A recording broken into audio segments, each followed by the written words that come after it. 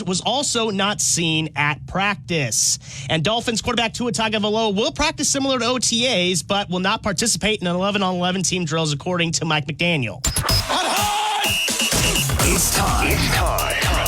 You know what time it is? The game for Tuscaloosa's longest-running sports show. The biggest goal of our team, especially in the first half, we at Bama, we're trying to be the best. Always is to win a national championship. Something cool to look back on. We don't want to waste a failure. You're inside the game. John Mechie on the ground. Appreciate your interest in the game. On your home for Alabama sports. Alabama wins. Tide 100.9 and streaming on the Tide 100.9 app. Powered by Tuscaloosa Toyota. And now, here's your award-winning host, Ryan Fowler.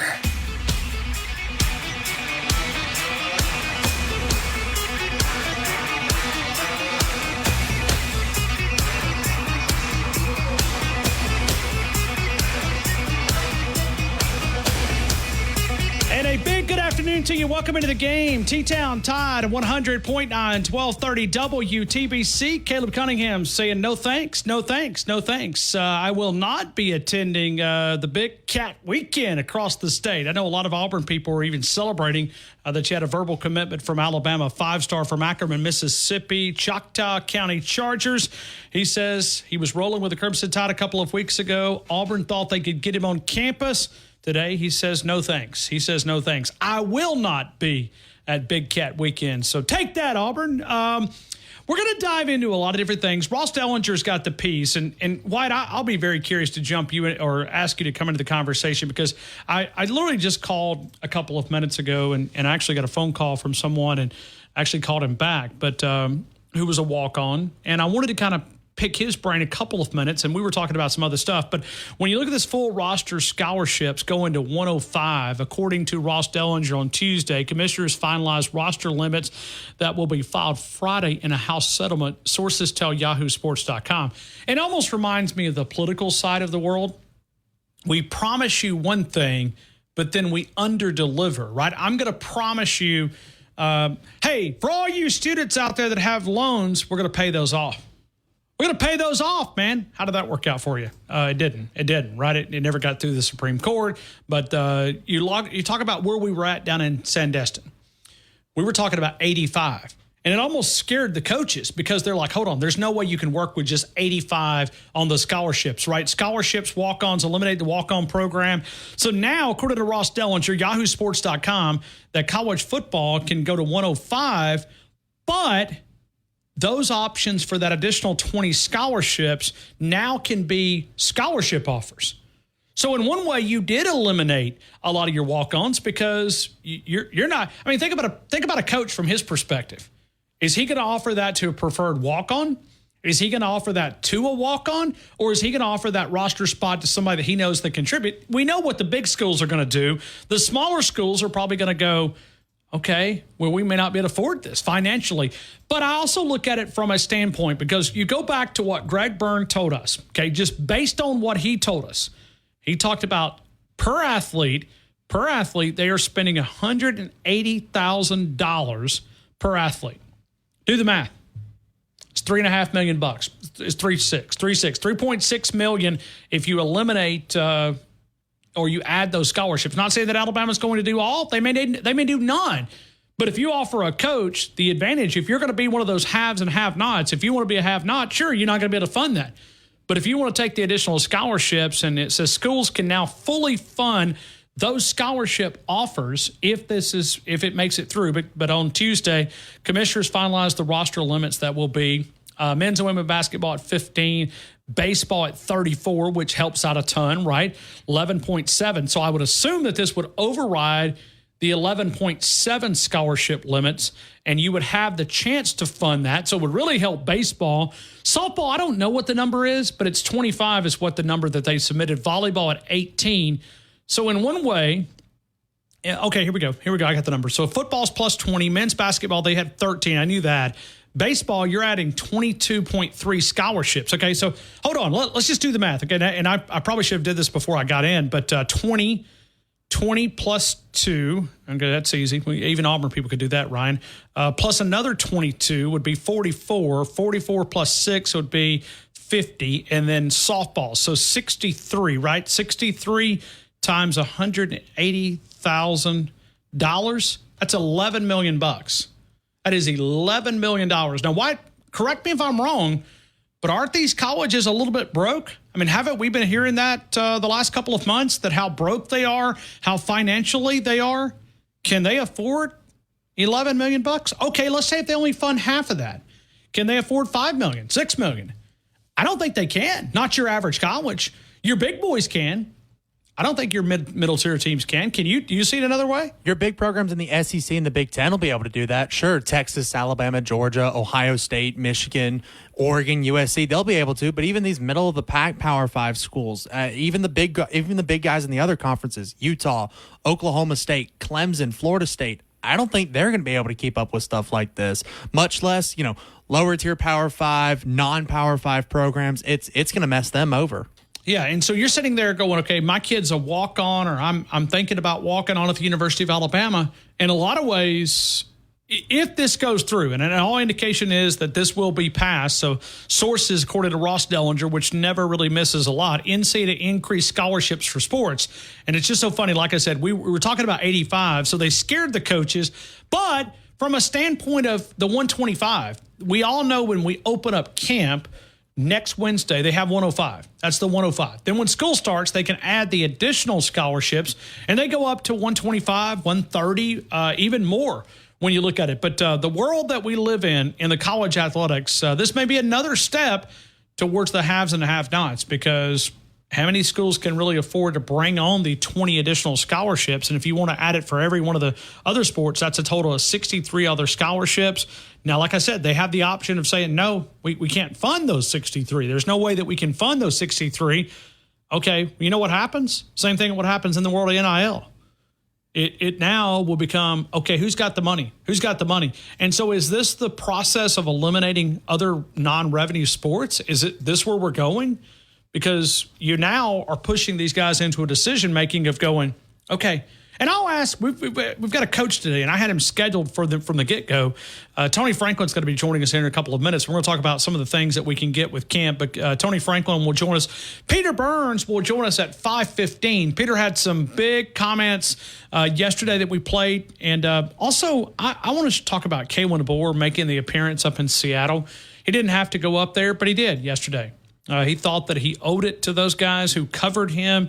He was on with Softy. He was on with Dave Mahler up there, had some big comments. He even talked about one of the reasons why. He said, Alabama was the only job that he would have left for. But it also kind of revealed some things about, I've got my conspiracy, okay? It is not confirmed by anything other than just my gut tells me that I'm not saying that Kalen DeBoer had communication with Alabama. That's not what I'm accusing anybody of.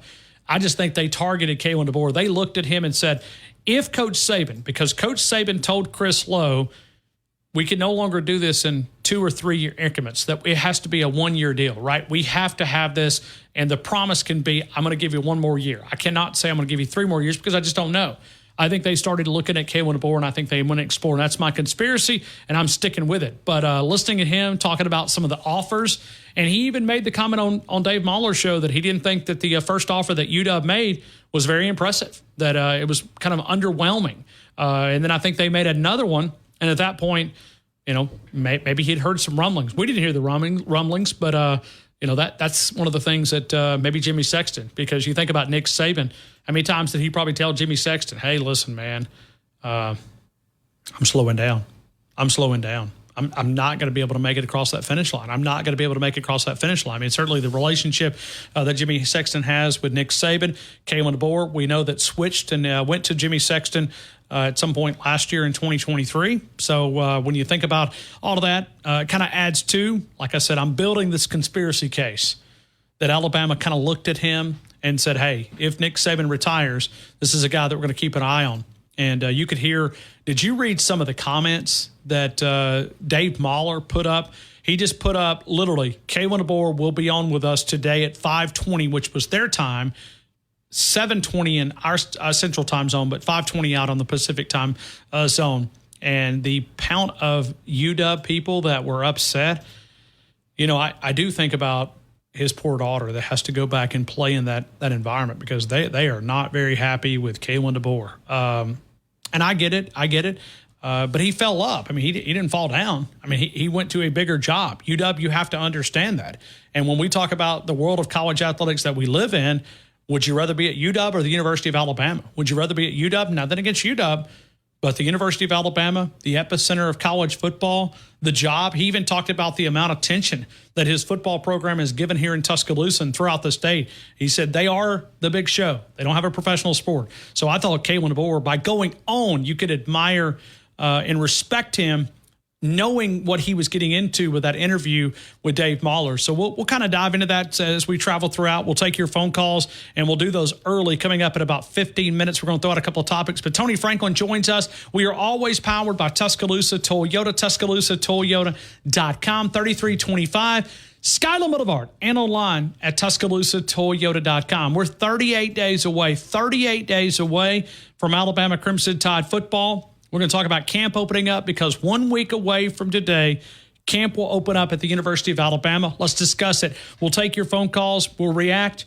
Like I said, the Caleb Cunningham's kind of a big news because it's a big old slap in the face for our people across the state because you had some writers over there that were saying, listen, it's not a done deal. It's not a done deal.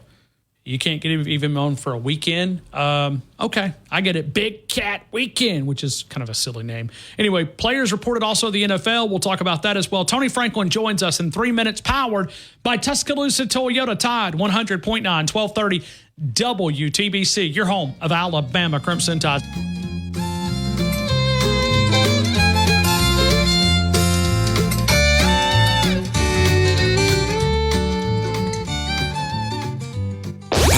This hour's West Alabama real-time news update from the Tuscaloosa Thread Newsroom.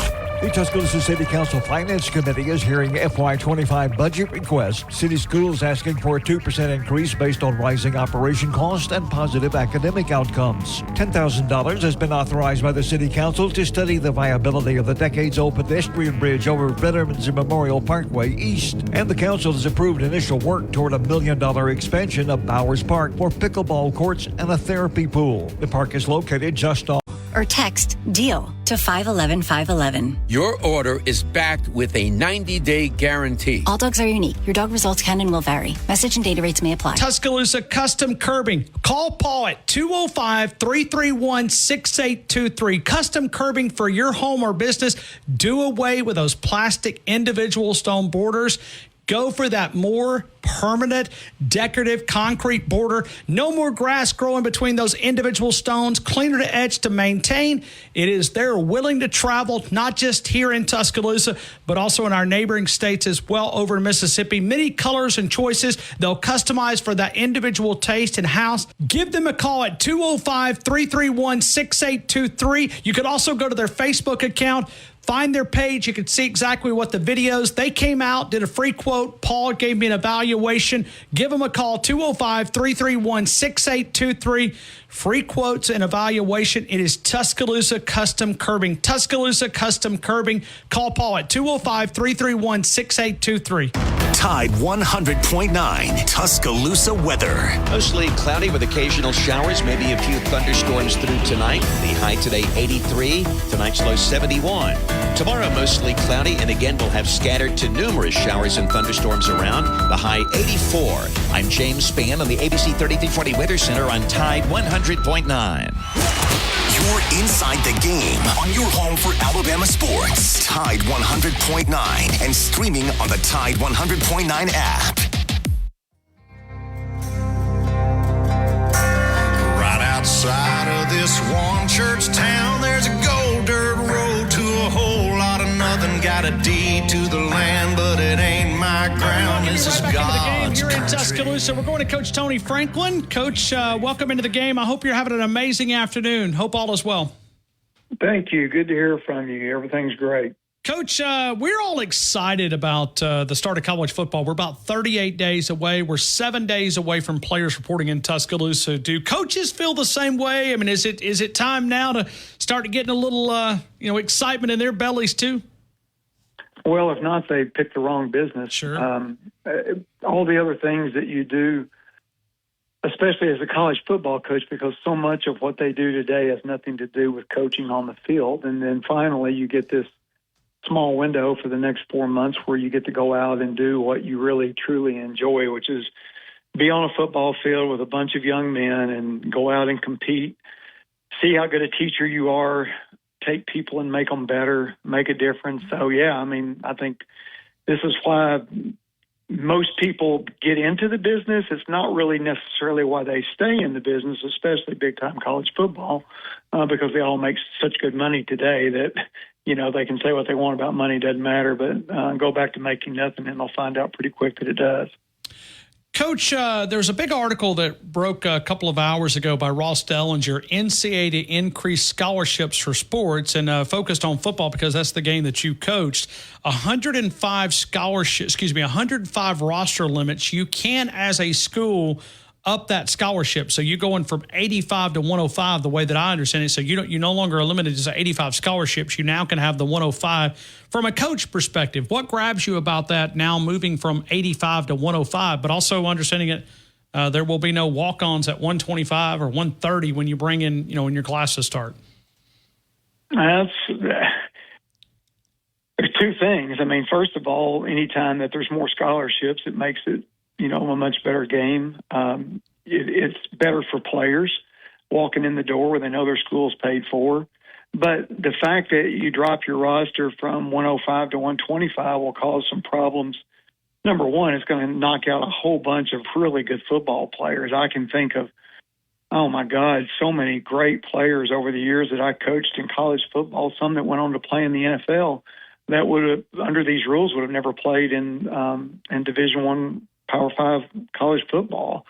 So, it's like everything. Every decision that they make is in some form or fashion probably going to have some good and some bad. And this is definitely one of those that if you're one of those guys that now gets a scholarship that doesn't have it, then that's the good part. If you're one of those guys you were number 112 on the roster and all of a sudden that you no longer can play and have an opportunity of your dreams, that's just an absolute nightmare and a horrible thing to wake up to. Okay, but talk about from your perspective how valuable those walk-ons for scout team. Now you're going to be cutting that out. I mean, how big of an impact on the practice field will that be? It'll be huge. And big-time football, they don't quite understand how spoiled they are. And I'll give you a great example. The last year that I coached football was 2022. When I went up and coached at Army on what they call sprint football. So every football player weighed 178 pounds or less, and it was one of the best experiences of my life. However, our roster was like NFL roster, and so we had to practice like the NFL. So instead of having 125 kids, we had about 60 kids, and everything radically changes on how you divide your practice time up. Now, dropping it to 105 won't destroy it, but it'll make you have to plan a little bit better. 105 you can live with. Again, when you think about the NFL, when they cut their rosters and they drop it down to whatever it is now, 50, 55, and then another 10 or 15 that are on practice squads, they have to practice differently than what colleges had to do. But major colleges, you have it so easy because you never have to worry about enough bodies to be able to do what you want to do, with the exception of the COVID season. The COVID season, there were times where, we walked out on the field and, for example, the entire COVID season, we sent scouts to the defense, but they never sent scouts to us when I was coaching at Middle Tennessee. So they were using our guys, but we weren't using their guys simply because the numbers were so bad. So it's definitely going to make a difference, but it's still at 105. It's still doable. Where do you see we're going with the big programs, the Power 5 and the Group of 5 or the Power 4, however you want to look at that? But when you look at the smaller schools financially, where are we going? Where can you see us at in 3 to 4 years from now? Well, I think the thing that holds true in mainly in society, which is wherever the money goes, is where the power is going to go to, which is what you're seeing in college athletics today. I would get incredibly tickled at somebody that would stand up in college athletics today and talk about, well, it's You know, we only think about this for the young people. It's all about the money. It's about the power of the money. The good thing when you think about it is that it's going to make, which it has already done, but I think it's probably going to make lower level football better than what it is right now. So when you go down to your FCS schools and you go into your NAIs and your D2s, is that the quality of that football is going to get better, because if you drop the rosters and you cut out 20 kids across the board, there's 2,000 players sitting there now that were playing at D1s that now are all of a sudden going to be at either a junior college, or they're going to be at a FCS, or they're going to be at a NAIA school. So it's challenging as time goes forward, but it's the same thing, which sounds cynical, but it's not cynical. It's reality, is that it's all about money. At a skill position, guys, or I'm not going to box you in. Is there a position on the football field that you can make an easier impact from a freshman standpoint? Because Alabama is going to be counting on a couple of true freshmen in defensive backs, wide receivers. But from a generic question, is there a position on the football field that you think is an easier transition from high school to college? Well, the easiest transition is running back. It's one of those positions that I think that there are more running backs born than there are made. It doesn't mean that, good coaching can't make a difference, because it does. But you can walk onto the field as a true freshman, and if you're physically able to do the job, then the mental part is not going to keep you from doing it. Whereas if you walk in and you're playing safety in the SEC, or you're playing corner in the SEC, or you're even playing receiver in the SEC, the ability to learn the skills that you have to be able to use, your talent is not going to carry you. A running back, your talent can carry you. I'll give you a great example. I was at Louisiana Tech, and in 2011, we had a great football team. We won the WAC, okay? The next year, we go from averaging 34 points, I think it was the year before, to averaging 52 and being one of the best offenses in the history of college football. The only difference, we had two freshman running back that walked in the door that were phenomenal. And all of a sudden, we were running the ball for 225 to 230 yards a game, as well as throwing for 350.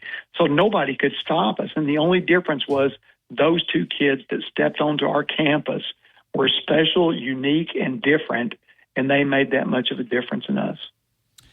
We're also hearing the word simpler, not as complex on the defensive side of the football. Can that be a good thing?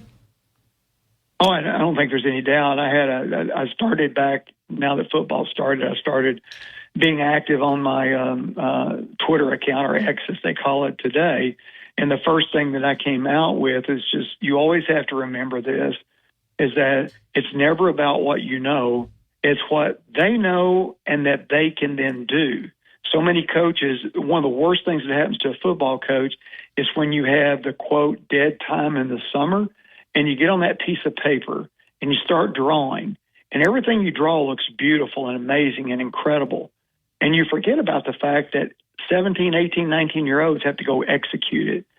Simpler is always better, especially when you have great talent. The worst thing you can do, and I've seen it time and time and time again, is that a coach can destroy a really good football team by wanting everybody to see how smart they are, when in reality they show how dumb they are by making things complicated. Coach, do you know Nick Sheridan at all? Nick who? I'm sorry? Sheridan, the new offensive coordinator here in Tuscaloosa. Are you familiar with him at all? I do not. I mean, I know who he is, but I don't personally know him. Okay, I just didn't know if you guys might have crossed paths, or maybe know somebody that, because we're looking at Kalen DeBoer's system, and we're looking at the offensive direction, and we're trying to go, okay, is there any reason why Alabama shouldn't have an elite offense? I mean, you should have pretty good skill position guys, and you get Jalen Milroe back for another big season, and hopefully he takes some steps in the right direction. Well, I think that's the one thing I do strongly believe in that will happen, is I think that Milroe will go from being a good player, which he became last year. By the end of the season, he was a good player. He wasn't a great player, but he was a good player. I think he can go from good to great. And I think that, very simply because of DeBoer and his ability to be such a great offensive football coach, but especially success with quarterbacks. Coach, is there a coach out there that you look at in the college game that you think that is a step ahead of the competition from your perspective, the way that you understand the game? Well, I think the one that's made the biggest difference with when you look at the overall body of work is Lane Kiffin. And just from the fact that Lane Kiffin does exactly what we just talked about, he makes everything simple. When you watch his offense as a football coach, you see things that you go, my God, he's run the same play 12 times. Yeah, that's called being very smart. Obviously, he's a world-class recruiter. He understands NIL. He understands social media. He really, truly, I don't think really cares about what any human thinks about him, which is, to me, a really good characteristic to have as a college football coach and as a leader. I don't think he's worried about being liked. I think he worries about putting out the best product that he can. And so I think because of his ability to be excruciatingly simple and to really take advantage of tempo and RPOs and then to recruit to that, I think that's made him a little bit ahead of most people out there. It's kind of funny that you said that. Lane Kiffin, I remember interviewing Mari Cooper back in 2013, and he said the very same thing about Lane Kiffin. When Lane Kiffin transitioned from Doug Nussmeier left, Lane Kiffin came in as an OC, that little bowl practice and then the spring practice, we were talking with Mari Cooper, and he said, I said, what's it easier? And he said, it's simpler. He said, it's players just reacting and playing. Yeah, it's plays, but it's not as complex. It's not as complex. Yeah. It's kind of funny how you said that. Well, in football, if you think you stink, there's a lot of great pen and paper coaches. And that was the thing that in the very beginning of my career, when I was able to get into hear somebody that I finally understood as a college coach, I used to go to clinics and just be overwhelmed. It was Hal Mumme. And it was because he made what looked to be complicated, he made it so excruciatingly simple that people didn't give him the credit. People wanted to see all these fancy words and fancy terms about coverage reads and all that stuff. And I heard a million of those guys. And the thing that Coach Mumme did was that he took what, again, looked like when you watched his team play, it sometimes looked very complicated, and it was incredibly simple.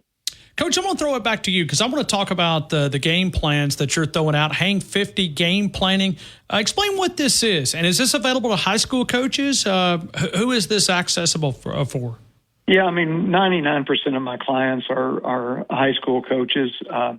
But basically what I did was that last year I took off and I traveled all around the country, and I went to schools from Texas to California to Michigan to Kentucky to Virginia to Connecticut, et cetera. And I would go do a 2 or 3 day install, and I would basically go through and show them in a 2 or 3 day period exactly that if I had their people, their players, what I would do to be the best they could be. And the success that I had on that journey was just absolutely incredible. The success that my clients had was mind-blowing. And so this year the idea is that if I could come up with a way to put it on video with all of my old stuff already done for them, to take the game planning away from a coach, where they could look at my stuff and say, okay, well, 90% is done. The coming off script is done. The open field script is done. The tempo script is done. The red zone script is done. And then all I've got to do is do a great job as a teacher of teaching the details. It would make their lives easier and give them a better chance for success. So that's what I did. Was I spent hundreds of hours redoing my library, putting this together, and I just now getting it finished. And so I just threw it out there yesterday for the first time. And so we'll see. It's like a lot of ideas. I'm like a coach. It all looks good on paper. We'll see how our clients respond to it. And it's CoachTF.com. Coach TF on the Twitter account, but the straight website is Coach Tony Franklin, CoachTF.com. And you can study that and kind of understand exactly where he's trying to take you as far as an offensive coach. A full library. It's kind of fun from a media perspective, Coach. Always trying to learn a little bit more about the game that we cover. It's something that I always have trying to study. It's kind of fun to go back and kind of understand, not from the X's and O's that you guys understand it, but just trying to be a little bit more of an educated member of the media. Well, I think that's probably what makes you a good media member, is the fact that you actually do make that attempt to do so, and then that you have the understanding that you don't know it all, but that you know enough. And that's what makes a great coach, is to understand that I don't know it all, but I know enough to go out and be effective if I'm a good teacher. Hey, Coach, thank you again for spending a couple of minutes with us here in Tuscaloosa. Hope you have a great rest of your day. Thank you. Take care. Bye-bye. Coach Tony Franklin, CoachTF.com. It's kind of fun to pick his brain, and I had him scheduled literally as a guy that was going to and didn't understand the roster scholarship limits. But you react to it to the world of college football. I mean, it is just chaos when you think about it. I mean, we don't know. Like today, we're going to wake up and, literally, today is July the 24th. Today is July the 24th. We go back to the end of May. Just back up just a couple of minutes. We were in Sandestin, and all the coaches were talking about 85. Now, where did they get the 85? Well, they got the 85 because it was kind of the talking points down there, that 85 was a real number. It was a real number. Well, here we are at 105. But the impact of that, I think what Coach Tony Franklin said. So when we look at the world of college athletics, how it's adjusting, how it's moving, and how that impacts on the field training, you've got to count on players quicker, but then you're going to cut out a big number of the walk-ons. It does kind of eliminate that role because, listen, it doesn't take a molecular engineer to figure out they're not going to offer. I mean, if you got 20 numbers that you can go up with scholarships, I mean, think about it from a coach perspective.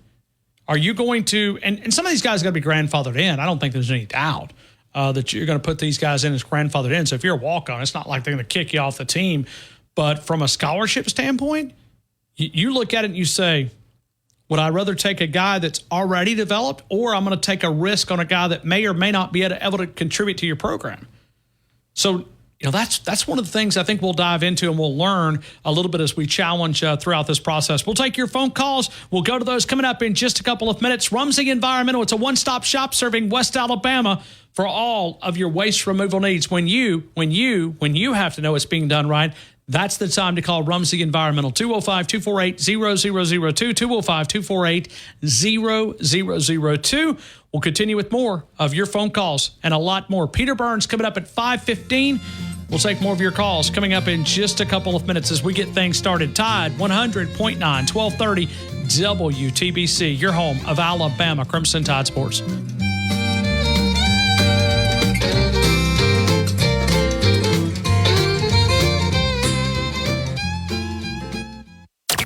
Go inside the Alabama Crimson Tide with the Gary Harris Show. Hey, everybody, it's Gary Harris. Coming up Thursday morning on the Gary Harris Show at 9 a.m., the return of the coach, Ellis Johnson, will be back for another season of great college football analysis and insight, plus Jeff Spiegel from ABC 3340 and your phone calls.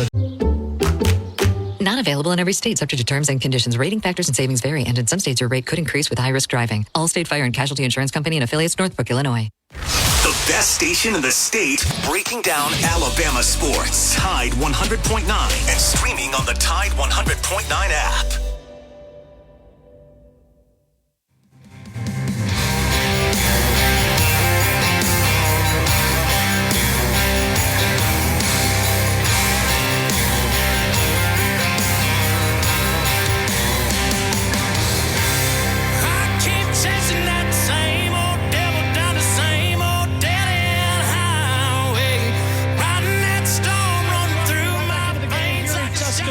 Why it's in a country state of mind, I can tell. Is country music your favorite genre? Is that your go-to? Are you a country music fan? Big time? I'm a big country music fan. I love some Luke Combs, but I like Colin Baton Rouge. Oh, so you did something Kalen DeBoer couldn't do. I named a group?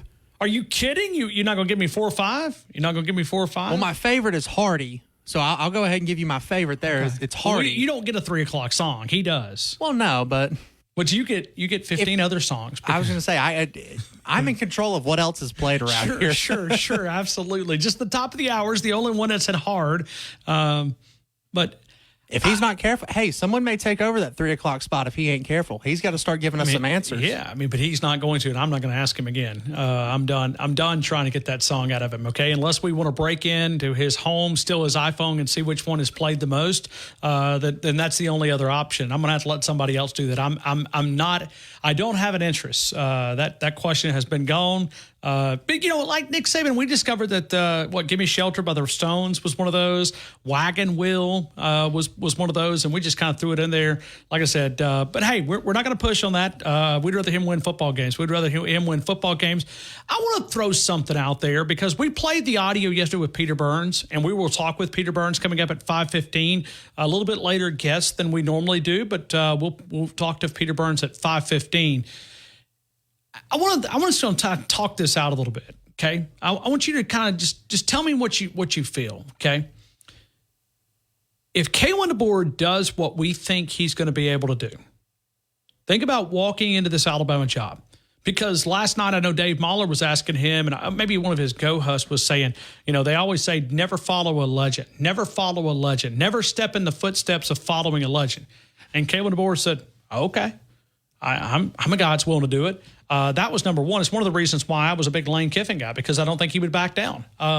Now, since we look at Kalen DeBoer, Greg Byrne, you made the right choice, right? I mean, Lane Kiffin or Kalen DeBoer, it's not even close. Now that we know that somebody was willing to follow the greatest football coach, but let me throw this hypothetical out there. Let's say Coach DeBoer comes out here, and let's say he wins an SEC. Let's say he takes this team to beyond where they were able to do last year. The talent is very similar to what it was. White and I were talking about this during the break. And if he is able to do this, let's hypothetical, let's stretch on out there. Let's go to Jumbo. Jumbo said yesterday he thinks this team can really have some damage, okay? Let's say they win a national title. If they win a national title, do you think that this embarrasses in any way Coach Saban? Hear what I'm at now. I know Coach Saban's looking out for the best interest, but everybody has an ego. And I think some are better able to hide it more than others. But let's say Kalen DeBoer steps into a job that for some reason Coach Saban was not able to. I mean, they won one national title in 6 years. What if year number one, Kalen DeBoer is able to win that national title? Not saying he will, just saying what if he does? In any way, do you look at it and say, well, this could be a little bit embarrassing for Coach Saban? Because, listen, the reason why he couldn't hire coaches, let's just be transparent here, okay? He rode those guys in the ground. I mean, he took those assistant coaches and rode them like a dog. I mean, they worked 80, 90 hours a week. They spent no time with family, okay? None. So it was not an attractive option. If Florida was going to pay the same, or Clemson was going to pay the same, or Ryan Day was going to pay the same, by the way, he's in the news a little bit today because we've kind of learned how much money they'd thrown out the world of NIL. If you think about Coach Saban, some of the hiring of coaches was not his age. It had kind of caught up with him, right? I mean, he's not an easy guy to work for. And I think that's why you're seeing this building kind of be charged up a little bit. And you got employers that will drill sergeant you, and then you got other employers that will, okay, we want you to get the job done, but we at least want you to smile around here. We want you to have a little bit of fun. We want you to have a little bit of life outside. In any way, do you see it could be an embarrassing part for Coach Saban? Yes or no?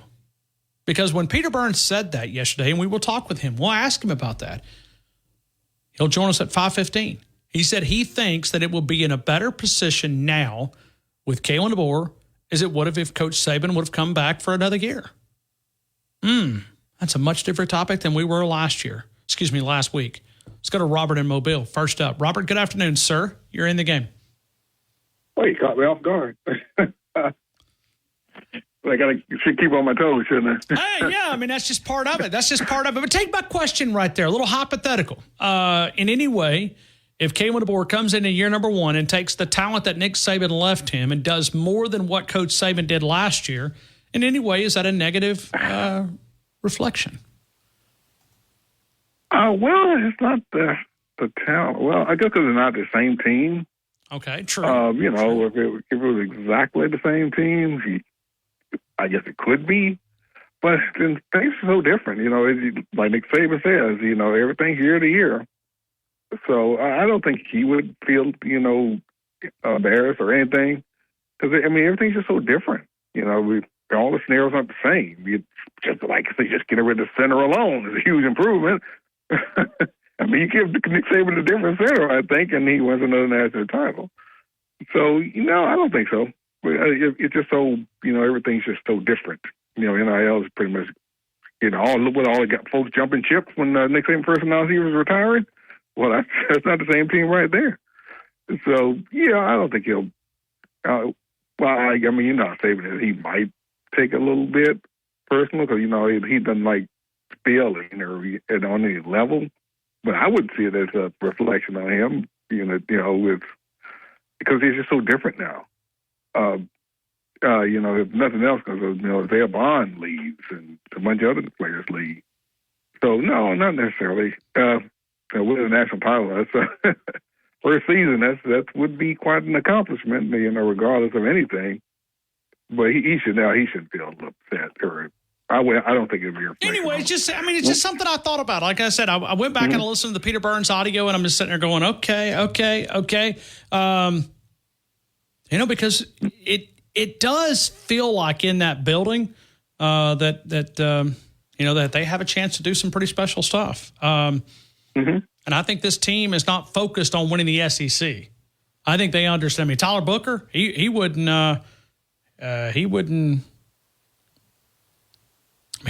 backing down. He pretty much said, hey, we're here to win a national title. That's our goal. And most teams in the past have not been able to say that. Yeah, that is true, especially, again, coming out the gate. Usually you don't even think about it, national title coming out the gate. Because usually, like I said, the coach leaving will have left a dumpster fire for the coach coming in. So it's really quite different. I haven't seen a coach set up this well for success, new head coach set up for this well for success.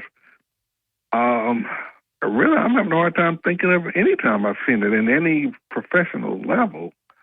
Any level. Usually it's, the other coach is leaving for a reason, and the reason is, okay, the things are in the gutter right now. I guess I've seen a couple of coaches, like Tony Dungy with Tampa Bay. That was a team set up for success for the next person coming after him. That's the one I could think of off the top of my head. They fired Tony Dungy. I think they fired him or he left for Indianapolis, one or the other. But he left Gruden, good recipe for success. So that's one I can think of off the top of my head. That doesn't happen often. So it is, I hate to put that kind of pressure on them. I'm just, in my opinion, success is just winning going into the playoff, making the playoff. You don't even have to win the SEC. With the race structure now, with Georgia out there, he didn't have to win the SEC. I do fully, I'd be highly disappointed if we don't make a 12-team playoff. I don't see us losing enough games where we don't make the playoff. So that's what I would say is successful. But even that, usually you generally don't have the expectation coming from a new head coach. So this is on uncharted waters for him. It is. But you do look back at the scholarship limitations, and you think about the number and the elimination of possibility of walk-ons. It's a lot to digest. I mean, the world of college athletics has changed more in 5 years. If you added that 5 years separate compared to the last 50, it's not even close. I mean, it's a crazy world that we live in. Yeah, I wouldn't have a hard time. It won't take me long if he has success with this season, to think that, maybe he can navigate this era of college football, maybe a little better than Saban. It's so different now. Things are so different. And like you said, being able to hold on to head coaches is going to be crucial now. With all the changeover you may get with your players, you definitely don't need it with your head coaches like Saban was getting so often. So if he can just hold on to these head coaches, 2, 3, 4 years, as opposed to losing, almost turn them over every year the way it happened under Saban, that could be a huge advantage, especially with this new era of college football. Because the last thing you need is for having to get new coaches all constantly every year. I mean, that was almost becoming a revolving door. And Saban keeps saying it because he got asked that question at the media days, or by somebody. He said no, he didn't mind it because he was happy for his coaches, that somebody wanted him. yeah, I know that's the politically correct thing to say, but really, man, were you really happy about that? You know, going back to Robert and kind of throwing a little, I mean, we're brainstorming a little bit, but Kalen DeBoer going on in Seattle and understanding going into that interview that was going to be some tough questions because those people wanted to hear answers. That is respectable. I mean, maybe I'm just being an elementary mind, but when you go on, I mean, how many other coaches do you see? Like Nick Saban, okay, he left Miami. Miami wanted him. Do you think Nick Saban went on at any Miami sports talk radio stations down there? Heck no. Kalen DeBoer went on yesterday. And listen, the interview was pretty tough. Dave Mahler just didn't roll over and say, hey, you know, I know they're buddies, man. I mean, they're close. Dave Mahler's the one that connected me with Coach Kalen DeBoer. But listening to him, I mean, they hit him with some pretty tough, questions. But I think it's one that, you know, he felt like he owed it to that community to explain why he chose to go to the University of Alabama. And he did. And he said, listen, that's the only job in the country I'd have left for. Well, that may be a good thing for us because you know what that means? There's probably another job out there that would, you know, bring him away. It's the way I heard it. Maybe I'm wrong, but he said there's not another job in the country that I would have left UW for other than the University of Alabama. Yeah, I guess that is a good point. Yeah, I mean, it's not like Nick Saban. I've never heard him going back to Miami and explaining why he left. I don't think any coaches. I'm hypothetically, like if you look at a coach that leaves a school, how many times do they ever go back to the same city on a radio interview where it's kind of an open platform and not be controlled by media relations people or SIDs and go and do a radio interview? I just thought, for one, it was respectable to do that. I'll tell you something else Kalen DeBoer did. And I'm kind of revealing a little something I probably shouldn't, but I will because I don't think it's anything. I think it's more of it's a positive thing. You know, he did a thing up there where he did a charity, and there was a group that had bid on having dinner with Kalen DeBoer lunch, and he actually auctioned this off up there. It was a charity that did it that came in. I think it was the American Cancer Society, and they auctioned it off, and they said, okay, what would you pay to have lunch or dinner? I want a meal with Kalen DeBoer. And so he did that. You know, he actually fulfilled that by bringing those guys to Tuscaloosa. Okay, well, that's good. That is good. Because, I mean, how many other coaches would say, yeah, screw that, man, I'm out. Here's your money back. No thanks. But brought those guys down and toured the facility here in Tuscaloosa and showed them around. I just think those type of characteristics are something that is just it's a reflection of his character. It's a reflection of who he is as an individual. And we've got to know that over the last 6 months. But I feel like I've got a lot more company. You know, Robert, I was kind of out on an island by myself there for a few months talking about how different the vibe is in the building, how the different people are responding. But there's kind of more people jumping on O'Fowler's bus now. So we welcome you aboard. Come on aboard. Come on aboard. Well, I think the fans on any level are mature enough to realize, hey, I mean, you can't expect anybody to be, to resist a better opportunity when it comes along. No loyalty or not, it's you got to take advantage of you having a better opportunity. Well, maybe he did. I'm sure he did a better job explaining why he left Washington than your president explaining why he quit on his voters. Hey, I can't wait. I can't wait. Now, look at there, Robert. First caller out of the gate trying to see you guys have a contest. I'm convinced that you guys talk behind the scenes and y'all take like little bits. Hey, I think I can get Fowler to talk politics. I mean, it's not hard, right? I mean, it's not hard, but I feel like you guys are taking like, beds behind the scenes. Can we get him? Can we get him? Can we get him? I think we can get him.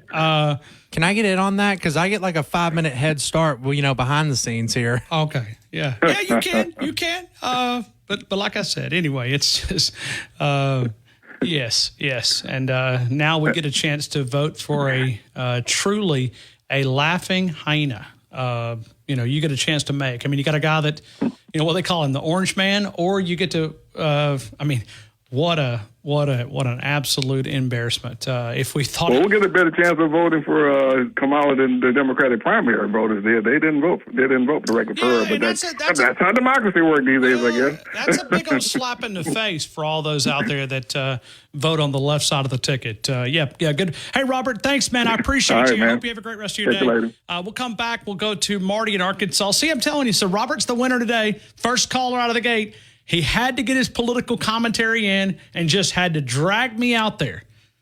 And we got football in 7 days now. But hey, it's a platform. It's an open caller show.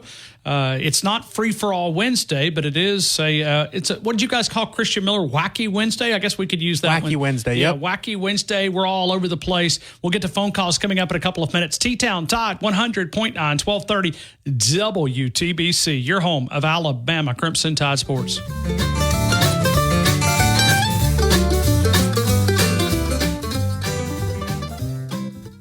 The Pharmacy at Midtown with TJ Thomas, 205-752-0627, pharmacymidtown.com. Don't forget about the retail side of the Pharmacy at Midtown. It's an independent-owned pharmacy specializing in walk-in prescriptions, medicine on time packaging, which legislation now. Message and data rates may apply. You may receive up to 4 messages a month, and you may text STOP to stop. This message furnished by the National Association of Broadcasters. DanielMooreArt.com. Daniel Moore Art celebrates those special moments of Alabama football history like 4th and 31, Jalen Milroe connected with Isaiah Bond, or the legacy continues with all the great memories of Alabama Crimson Tide football. You can celebrate Coach Saban with a Nick Saban print, the limited edition canvas. You could also find many of the great mini prints. Celebrate that special Alabama fan in your life. And comfortable, no matter how high the mercury rises. Call Aux Home Services today at 205-979-0946 or visit auxhomeservices.com. Light up those phone lines on The Game with Ryan Fowler. 205-342-9904. You're inside the game on your home for Alabama sports. Tide 100.9 and streaming on the Tide 100.9 app.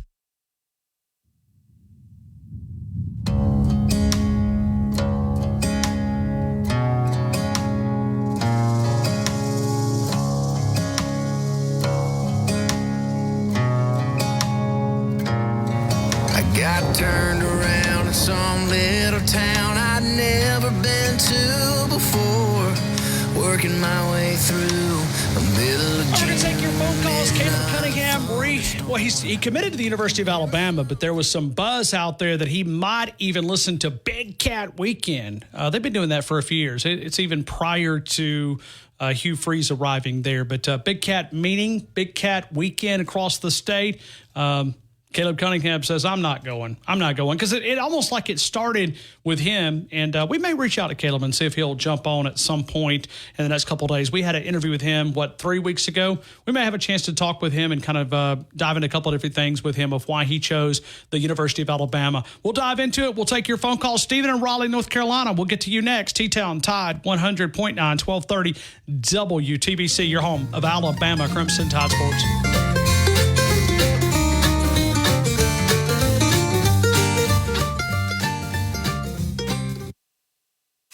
WTBC Tuscaloosa and W265CG Tuscaloosa, a Town Square media station. Tide 100.9 and streaming on the Tide 100.9 app. From the Fox Sports Studios in Los Angeles, here's Monty Bolaños. Beginning in the NFL, where San Francisco 49ers wide receiver Brandon Ayuk is not in uniform and is watching training camp from the sideline. This is according to The Athletic. Offensive lineman Trent Williams has not reported to training camp, and it is related to his contract. Colts GM Chris Ballard told reporters that quarterback Anthony Richardson is a full go for training camp, saying that they're not expecting any limitations right now. In the NBA, the Knicks are signing head coach Tom Thibodeau to a 3-year contract extension, and the Indiana Pacers and guard Andrew Nembhard have agreed to a 3-year deal as well, a $59 million contract extension, that is. In Major League Baseball, the Phillies and the Twins are tied at 4 apiece, top of the 8th inning in Minnesota. The Cubs are up on the Brewers. Or text DEAL to 511-511. Your order is backed with a 90-day guarantee. All dogs are unique. Your dog results can and will vary. Message and data rates may apply. Tuscaloosa Custom Curbing. Call Paul at 205-331-6823. Custom curbing for your home or business. Do away with those plastic individual stone borders.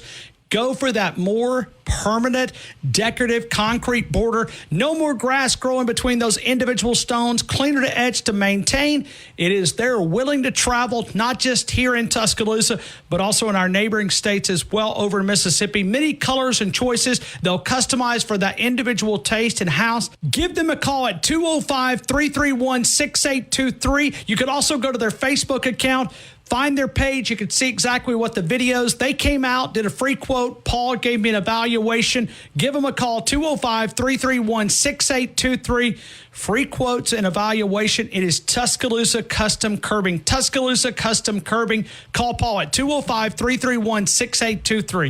Tide 100.9 Tuscaloosa weather. Mostly cloudy with occasional showers, maybe a few thunderstorms through tonight. The high today 83, tonight's low 71. Tomorrow mostly cloudy, and again we'll have scattered to numerous showers and thunderstorms around. The high 84. I'm James Spann on the ABC 3340 Weather Center on Tide 100.9. Any way you want it, that's the way you need it. Any way you want it. She loves to laugh, she loves to sing, she does everything. She loves to move, she loves to groove, she loves a lot of things. All night, oh, every night. So hold tight, ooh baby, hold tight. Oh, she said, any way you want it, that's the way you need it. Any way you want it. She said, any way you want it, that's the way you need it. Online.ag has released a poll, and I know we wrote about it on Tide 100.9. When you look at the first head coach that will be fired, Billy Napier is a 4-1 odds. Sam Pittman a 5-1 odds. Mario Cristobal, which we featured a few weeks ago, 6-1 odds. Dave Aranda, Baylor, 7-1. Clark Lee, Vanderbilt, 8-1. Okay. Ryan Day, 12-1. Now let's debate that Ryan Day just for a couple of minutes, okay? Ryan Day, they're focused on winning a national title. They think, okay, can they find somebody to win a national title? I mean, they have spent. Did you see that money that was thrown around with Ryan Day? He said around 20. Ohio State's NIL distribution for 2024 is around $20 million. As college football enters a new revenue sharing era, a question looms, even for the country's wealthiest athletic departments. Will those numbers continue? There's no way. There's no way. What was the coach a couple of weeks ago? It said, it was Deion Sanders. Deion Sanders made the comment, said, hey, I think I can count on one hand the number of football players that actually saw endorsement deals. I'm not talking about endorsing a local place, but as far as on the national spotlight. Well, so as he said, listen, that was probably Deion Sanders' best comment of the offseason. He said, listen, let me tell you what a collective is. A collective is us passing the plate and then distributing it out to our athletes. According to Ross Dellinger, Ohio State's NIL distribution. We know that because we kind of got popped in the mouth by a couple of guys with that. Caleb Downs. Yeah. Oh, yeah. 20 million, around 20 million. A donor-led collective and brand affiliates dispersed to a $20 million this past year. I believe that is the second program handing out that much money that we've heard in the past couple of weeks. Okay, but like at what point, Trev Alberts at Texas A&M, he's right. He said college football has a spending problem. Do they? I mean, it costs a lot of money to survive unless you want to start trimming sports. I mean, you look at a scholarship, and as a fan out there, do you say, I'd rather have a first baseman on the baseball side of things or a quarterback on the football side of things? Those are decisions that somebody's going to have to make, and I'm glad it's not me. Let's take more phone calls. Stephen, Raleigh, North Carolina. Stephen, good afternoon. You're in the game. I hope all is well. Hey, Stephen. How about Marty? Marty, Arkansas. Marty, good afternoon. You're in the game. I hope all is well.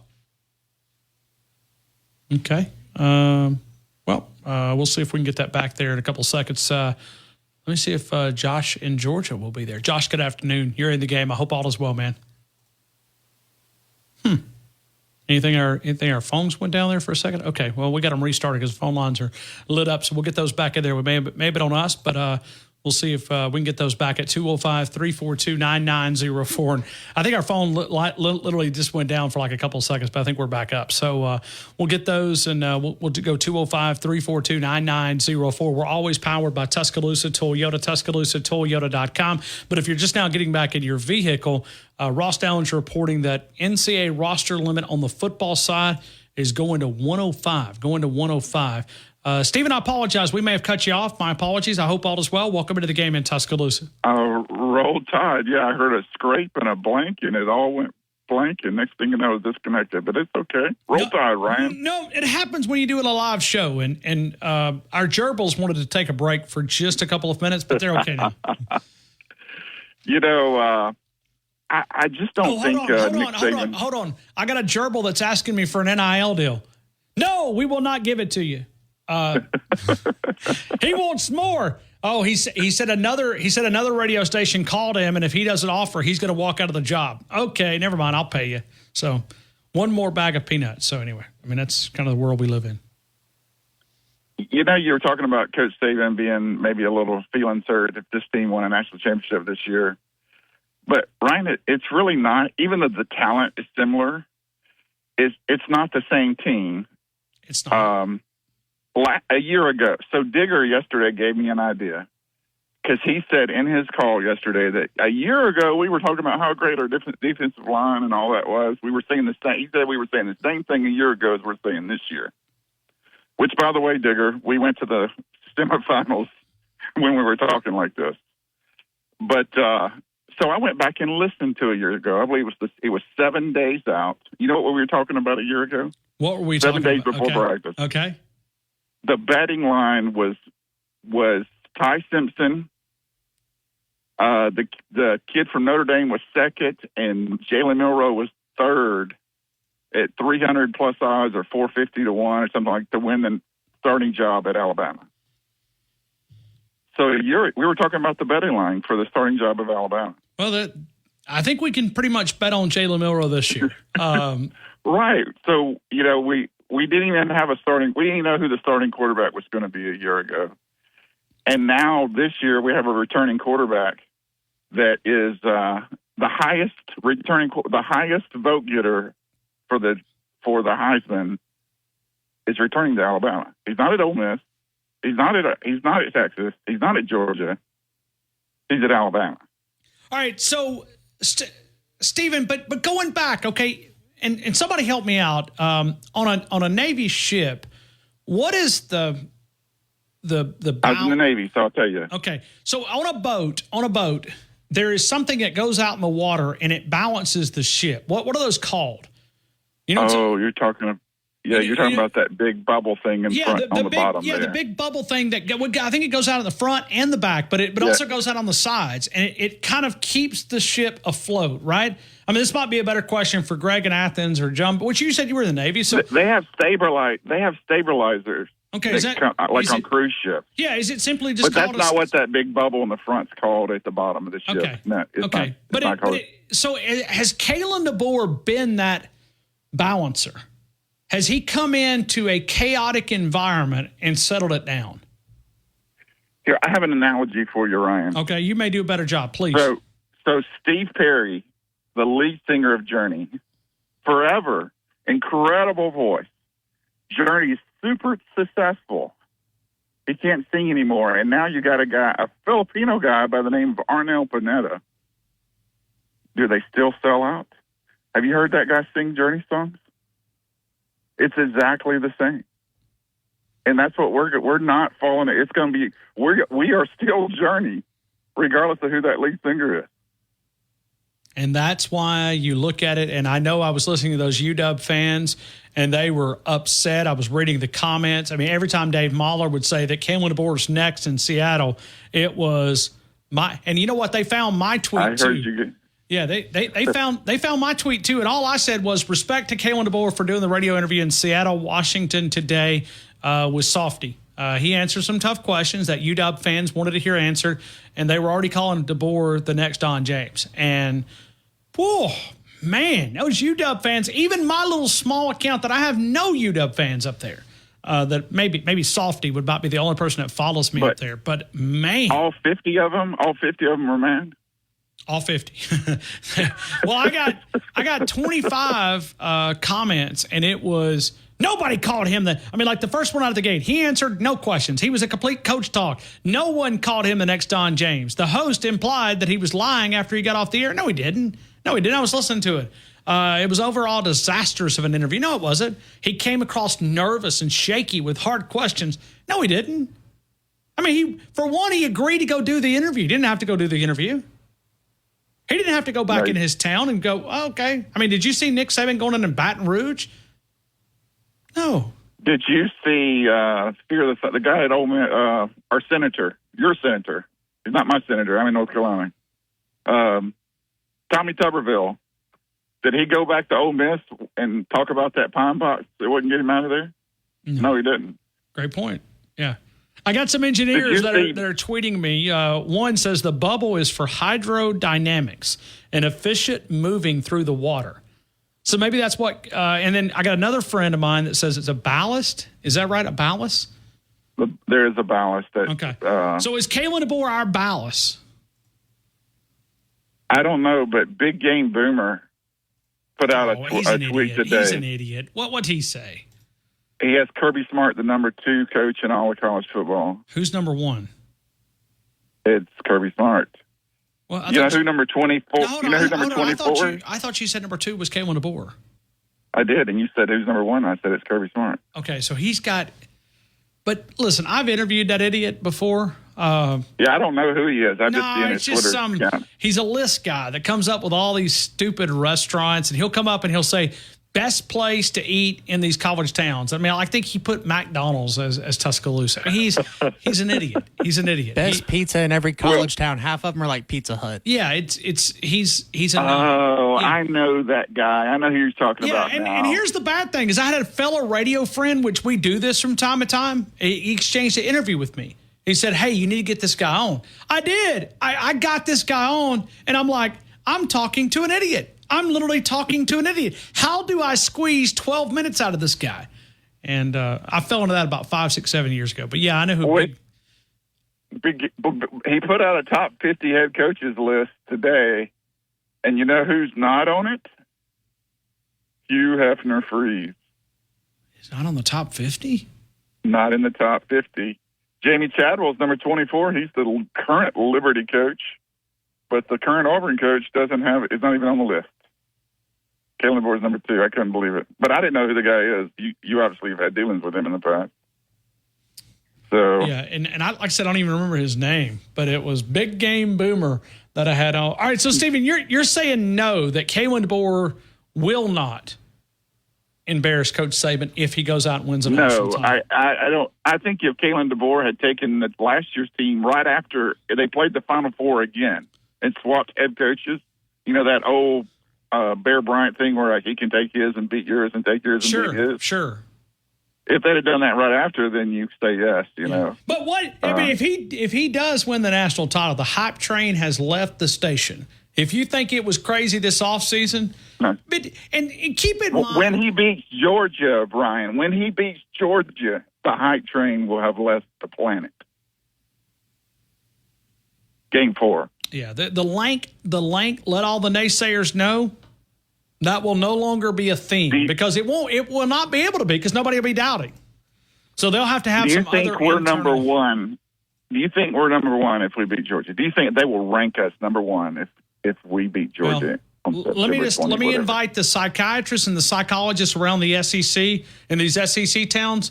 Your appointment times will go up significantly if Alabama beats Georgia because here's what they'll say. Oh, no. Here they go again. Here they go again. I mean, because it's like killing the snake, man. You got to chop his head off and throw it in a bucket and seal the bucket and throw it in the trash because Alabama, you know, we've been Ryan, here for a long time. I think they're already saying that.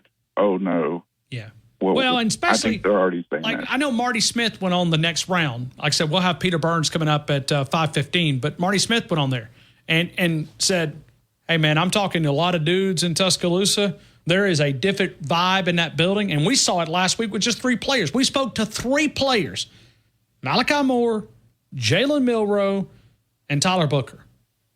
And it looked like restrictions, the weight had been lifted off them. The energy that they were. I went back and watched my Jalen Milroe interview last night just to go back and look at his face, nonverbals. That young man's ready for a season.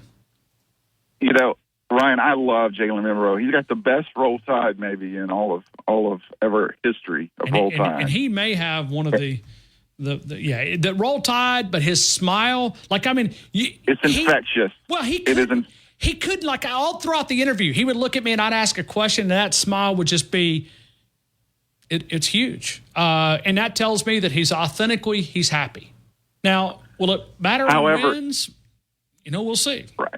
We'll see. However, Tyler Booker, the man that said, my legacy cannot be bought. Some of his interviews at SEC Media Days, I can't recall them all right this second, but I'm talking about super impressive. But when a man says my legacy can't be bought and he stays here and we win a national championship, he goes to the top of my favorite player of all time, right there. Tyler Booker got to be up there. Is a young man that his parents have to be extremely proud. And he's projected right now to first rounder. That's pretty awesome. But, when you look at leaders like that, and I think, you said it yesterday, Kalen DeBoer said that this team is going to be a player-led team. They're placing accountability because they've heard all the doubt and the criticism. They've heard all this. Alabama's done. They're over.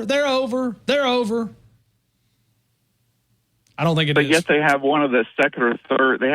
People agree that they have the second or third most talented roster in all of college football, yet they want to put them 7th or 6th. Or you had a guest on yesterday that said he might put them at 4th. And I just don't. Yeah, I mean, I've seen the 3 or 4, but see, I like that role better. Oh, I do too. Thanks. Ryan. We're the hunter until we beat Georgia. We beat Georgia, Ryan. The whole narrative is going to change. Got it. No, it will be. It will be. September the 28th. Stephen, Raleigh, North Carolina. Stephen, thank you again for your time, man. Yes, sir. Roll Tide. DCH, great things are happening at DCH for over 90 years of serving West Alabama. The Regional Medical Center on University Boulevard. Also Northport, the Medical Center. Fayette, the Medical Center. DCH Health System. DCHHealthSystem.com. Cancer services, trauma services, surgical services, women's services, DCHHealthSystem.com. We roll on. We've got one line available, 205-342-9904. 205-342-9904. Lincoln Riley comments on the Alabama situation. We'll talk about it next. T-Town, Tide, 100.9. And I say situation not as a negative, but as a positive. We'll talk about it next. T-Town, Tide, 100.9, 1230 WTBC. Your home of Alabama Crimson Tide Sports.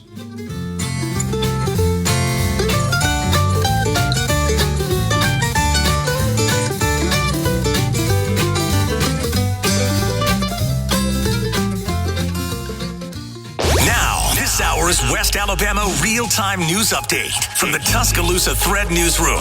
The Tuscaloosa City Council Finance Committee is hearing FY25 budget requests. City schools asking for a 2% increase based on rising operation costs and positive academic outcomes. $10,000 has been authorized by the City Council to study the viability of the decades-old pedestrian bridge over Veterans Memorial Parkway East. And the council has approved initial work toward $1 million expansion of Bowers Park for pickleball courts and a therapy pool. The park is located just... You could be feeling these changes within just a couple of days. Text support to 511-511. These statements have not been evaluated by the FDA. This product is not intended to diagnose, treat, cure, or prevent any disease. Tax fees may apply. Tide 100.9 Tuscaloosa weather. Mostly cloudy with occasional showers, maybe a few thunderstorms through tonight. The high today 83, tonight's low 71. Tomorrow, mostly cloudy, and again, we'll have scattered to numerous showers and thunderstorms around. The high 84. I'm James Spann on the ABC 3340 Weather Center on Tide 100.9. Follow the Crimson Tide on their journey to another national championship. Touchdown, Alabama! On your home for Alabama sports, Tide 100.9, and streaming on the Tide 100.9 app.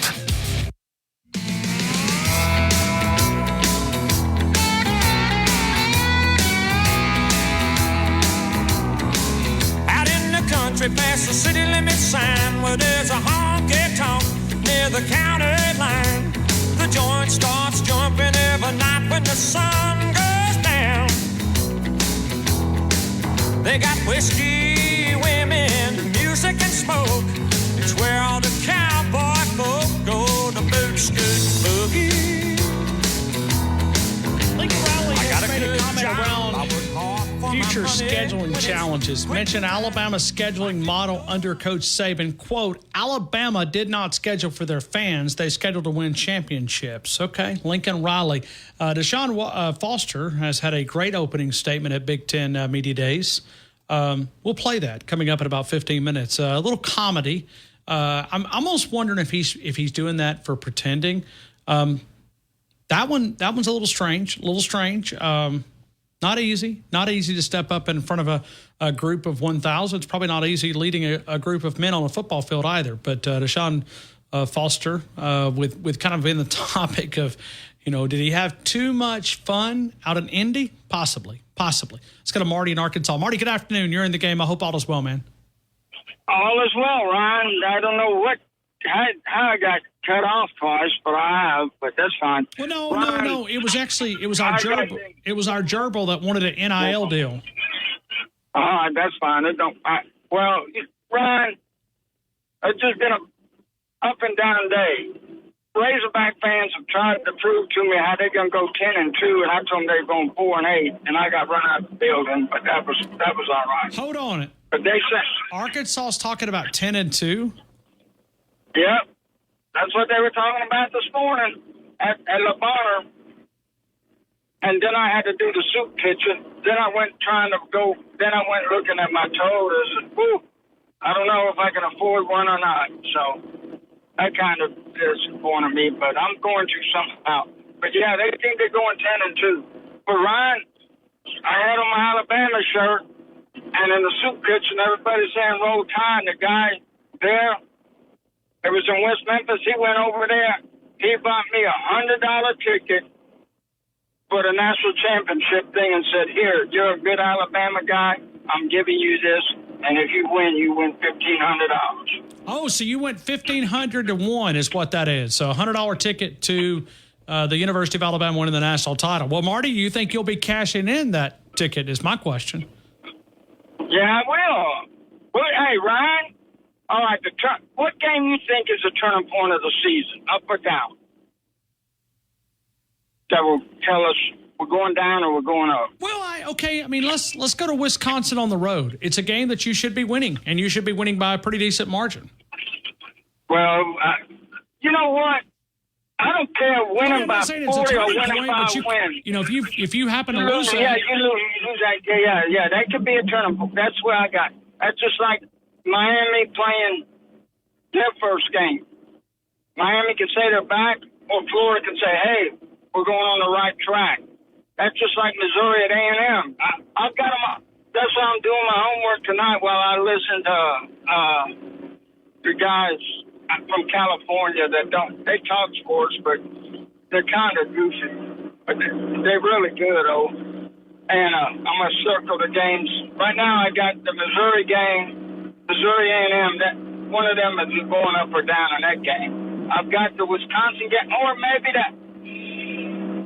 and see, I got the first game of the season up or down for Dabo or Kirby. Because if Dabo don't get that, he's gonna have some moving bands coming his way. I'm not lying. The talk out there. I have a Clemson friend that's pretty big. He wears his Clemson stuff all the time. And he says if he don't win that first game, it's time to go on, move them out. So, Brian, and Marty, we're having a hard time hearing you, man. Your cell phone is. Yeah, we can't take much more of it, man. And my ears are killing me. All right, that's fine. I'll call you back later. Okay. Later on, let me get out of here, out of the road. When I get home, I'll call you all back if I can. Okay. If not, I'll call you tomorrow. Sounds good. Sounds good. Thank you. Ooh, man. Was anybody else having a hard time with that? I was trying to be patient, but it was not very. I was trying. Take a moment and enjoy the peace and quiet for a second. Just a second. Josh, Georgia. Josh, good afternoon. You're in the game. Good afternoon, Ryan. How in the world are you? I'm good. I was trying to be patient, but it was in a debate. Like, okay, do I keep going? Do I stop? Do I keep going? So right. I know you like to break like every 15 minutes, so do a segment, do an interview, and whatever, and break and everything. But anyways, so I'm coming out of work. I'm on hold with you guys, but I see my local sports guy, J&W Sports Apparel, the Facebook group I'm in.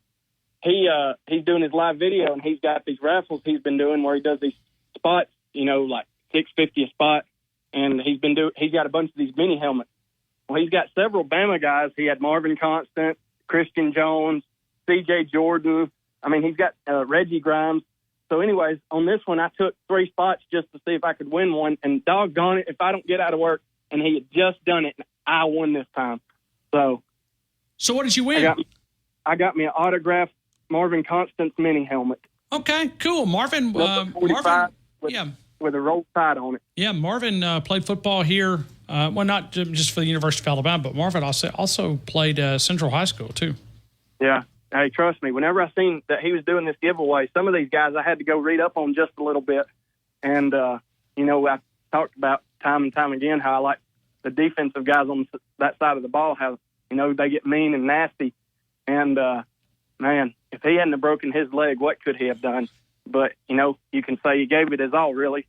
So. Well, and you remember the play that he had one of the worst I'd have to go back. Well, no, I can tell you where it was at. It was I was going to say I have to go back and watch it. It's LSU game, but I'm trying to think if it was Josh Booty. It could have been somebody else, but I thought it was Josh Booty. He was trying to tackle him and ended up saving the game because if Josh Booty gets into the end zone, Alabama loses that game. But Marvin Constant made one of the great stop and destroyed his knee. And probably one of the – I don't know. I often hear it was one of the worst knee injuries that we've ever had. That's what I've been told. Because I don't think it was just ACL. It was everything. It was. I've been talking with J-Rob and Mitchell, of course, behind the scenes, and I thought that was funny what you said about to Robert, how we talk behind the scenes. We don't talk behind the scenes necessarily on how to get you into the weeds, but we do talk behind the scenes about things of the past, things of the present. And I was talking to him about some of these guys, and J-Rob and Mitchell was filling me in a little bit on just how good of a player Marvin was. So I was like, you know what? That's the helmet that I'm going to choose, and I'm going to put it on the shelf with the collection, and it's going to be an awesome piece I'm going to treasure. Yeah, well, if you ever get Marvin talking about Pete Golding. Is that something I want to do? He provides a lot of commentary. Is he the one that did the Fire Pete shirt? Yes, he did. Yeah, that was him. Marvin told us the story. We did story time. Yeah, I'm sitting here with my sports guy, and he was telling me about Marvin, how they was telling stories here, and just, going on and on. But so are we kind of continuing a little bit from yesterday, where Peter Burns said what he said, and then you're asking today if Kalen DeBoer goes on and goes past what we did last year? Well, does he okay, all right. So, what do you? Wyatt, pull up that Peter Burns audio if you don't mind, because we will talk with Peter in the 5 o'clock hour. And when he said what he did, talking about that he thinks it's in a better spot, and I only just hypothetically added to it and said, okay, what if Kalen DeBoer comes out and wins year number 1? Not saying he will, but what if he does win the national title? Right. Does that in any way embarrass Coach Saban? Yes or no? I don't think necessarily. No, I don't think it does, and here's why. Because what you're doing is you're coming in behind probably, and what if not the greatest coach of all time, and you're taking the success he built and you can run this all the way back. You can go even when Coach Saban took over. Yes, we had some bad hires, but who started the foundation of great Alabama football? That was Coach Bryant. Coach Saban comes in, even though we had some rough spots in between that, builds off of that success, has more success. And what Coach DeBoer is hopefully going to do is come in off of that success that has already been laid by two greats and just build off of it. So I don't think it's an embarrassment. It's just taking history and adding to it. Just like, you look at the history of the United States of America. You can look at, the Revolutionary War, and I know that's not a great thing to look at, but you look at the history of going back to saying, hey, we want to be independent, and look at everything that's done. Because you look at that with the history aspect. This is still the greatest nation there is. We can do anything with anybody, anytime, any place, anywhere, and we still have our rights. We still have our freedom. And the history that they're trying to erase is great. So just like the history of the University of Alabama football, that history is great, and we're just going to add to it, if I make sense, somewhat. Okay. And I know what's going to happen. The narrative will be he won it with Nick Saban's players. Right. Well, didn't they say that? Didn't they say that about Coach Stallings, that he won it with Coach Curry's players? Isn't that what they said? I don't know. I was very young at that age, so I don't. I wasn't even around. I'm just going off hearsay. But that's what I was told. But I'll never forget that day that I got to hang out with you and Martin there for a little bit while y'all did that documentary. I had asked Martin, I said, I'd like to ask you one question. And I said, following your senior year, the year they won the national title, could they and should they have won back-to-back national titles and won 92 and 93? And he said they very well could have and probably should have, but, they just fell a little short. So sometimes things in different instances fall short, but hey, I think what he's going to do is come in here and just build off of that, take that foundation of history that has been built by the two greats, Coach Bryant, Coach Saban, and then you got Coach Stallings, who won one in between those two. But he is going to come in here, and it might take him a year. I'm not saying I'm not saying we're going to be, bottom of the SEC. You know me better than that. I'm all high, I'm all in on it. But I'm saying that he will take this and build off of it, and it will be nothing short of great. So, no, I do not think it would be an embarrassment to Coach Saban if he comes in and has, greater success this year with the expanded playoffs and whatnot and goes however far we can go. Hey, Josh, what else is on your mind, my friend? Nothing other than I wanted to tell you about winning that mini helmet there from my local sports guy. And I'll send you the picture of what all helmets he's got, and it'll have the group name on there, and you can look at it. But it's pretty cool, so I look forward to seeing if I can win me another. So is it like a lottery? You put in a certain money? Yeah, it's a raffle. He did like 10 or 12 spots at like $6.50 a piece. So I took me 3 spots. So I won an autograph helmet for $20, basically. That's a pretty fair deal. That's pretty good. So yeah, and I think Marvin's over there in the state of Georgia, I believe. I think that's so. Well, he's been here. So he's been here as one because he did a Bama signing not too long ago, and I was out of town, doggone it. And he had Reggie Grimes, Marvin Constance, not Marvin. He didn't have Marvin this time. He had Gerald Harris, Reggie Grimes, and C.J. Jordan. That's who he had his last time here with his last Bama signing. Now, Reggie Grimes was a heck of a football player, man. He was a dominant defensive lineman. I look forward. If I can win me another one, that's probably the next one I'll add to the collection, just because these are guys that was before my time, because I do remember Christian Jones and everything. But anyways, I look forward to seeing if I can get me another one of these, if he does another one soon.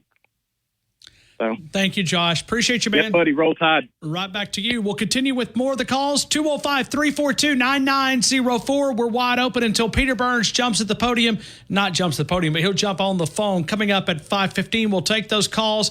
I do remind you about R&R Cigars, 2703 6th Street in downtown Tuscaloosa. Relax and recharge. Relax and recharge. R&R Cigars, 2703 6th Street. Reagan and Randy Starner, if you want to watch by the way, the Summer Olympics starting on Friday. Pretty excited about that. It's always fun to see, for all of us patriotic Americans that are proud of the red, white, and blue. You get a chance to see that and representing the great United States. I did see one of the flag bearers going to be one of those anti-Americans, but that's a little disappointing. But other than that, Hey, R&R Cigars.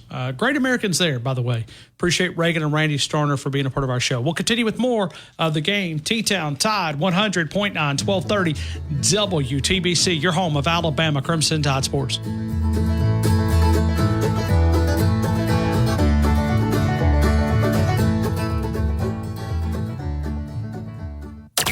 Go inside the Alabama Crimson Tide with the Gary Harris Show. Hey, everybody, it's Gary Harris. Coming up Thursday morning on the Gary Harris Show at 9 a.m., the return of the coach, Ellis Johnson, will be back for another season of great college football analysis and insight, plus Jeff Spiegel from ABC 3340 and your phone calls. That's the Gary Harris. Cocktails around and our cigar selection is legendary. Our lounge and service are world-class. Come and experience the luxury of the mansion and see why it's a world-renowned cigar and spirits destination. With only 43 seconds remaining, facing a 4th and goal from the 31-yard line at Jordan-Hare Stadium, quarterback Jalen Milroe finds himself under immense pressure, scrambling to connect with Isaiah Bond in the corner of the end zone for a miraculous come-from-behind victory over Auburn. The jaw-dropping 27-24 result came on the 10th anniversary of the Kick Six. Daniel Moore is proud to announce 4th and 31. His upcoming oil painting featuring the now famous Gravedigger play. New Life Art is now accepting pre-orders for limited edition fine art prints and canvases of 4th and 31. See the preliminary pencil sketch for the artist's full color painting at danielmooreart.com. Pre-order your artwork now by calling 1-800-735-2787 or by visiting danielmooreart.com. It's the longest running sports show in Tuscaloosa. You're listening to The Game with Ryan Fowler on Tide 100.9. On a warm summer's evening, on a train bound for nowhere, I met up with a gambler. We were both too tired to sleep, so we took turns of staring out the window at the darkness. Boredom overtook us, and he began to speak. He said, son, I've made a life out of reading people's faces and knowing what the cards were by the way they held their eyes. So if you don't mind my saying, I can see you're out of aces. For a taste of your whiskey, I'll give you some advice. So I handed him my bottle, and he drank down my last swallow. Then he bummed a cigarette and asked me for a light. And the night got deathly quiet, and his face lost all expression. Said, if you're gonna play the game, boy, you gotta learn to play it right. You got to know when to hold 'em, know when to fold 'em, know when to walk away, and know when to run. You never count your money. All right, we welcome you right back into the game here in Tuscaloosa Tide at 100.9, 1230 WTBC. We got Peter Burns coming up at 5:15. We're taking your phone calls if you want to jump in. 205-342-9904. Let's go to Tommy and Romulus. Tommy, good afternoon. You're in the game. I hope all is well. Hey, Ron. How are you? Good. You're a critical thinker, correct? Yes. You try to be. You are most of the time. If Kalen DeBoer wins a national title in year number 1, does that embarrass Coach Saban? No. Okay. Because if he wins a national championship in year 1, you know what they're going to say? That was his players. Yeah, he got Saban players. Yeah, he should. Yeah. Saban gave him a golden platter. Yeah, but in fairness, he did something that Nick Saban could not do. Yeah. And he got a lot of players to stay. Some left, but it's amazing. It wasn't this major defection everybody thought was going to be. No. No. Nobody in Alabama going to be fussing, except maybe some sports writer like, oh, well, yeah, you know, what do you expect?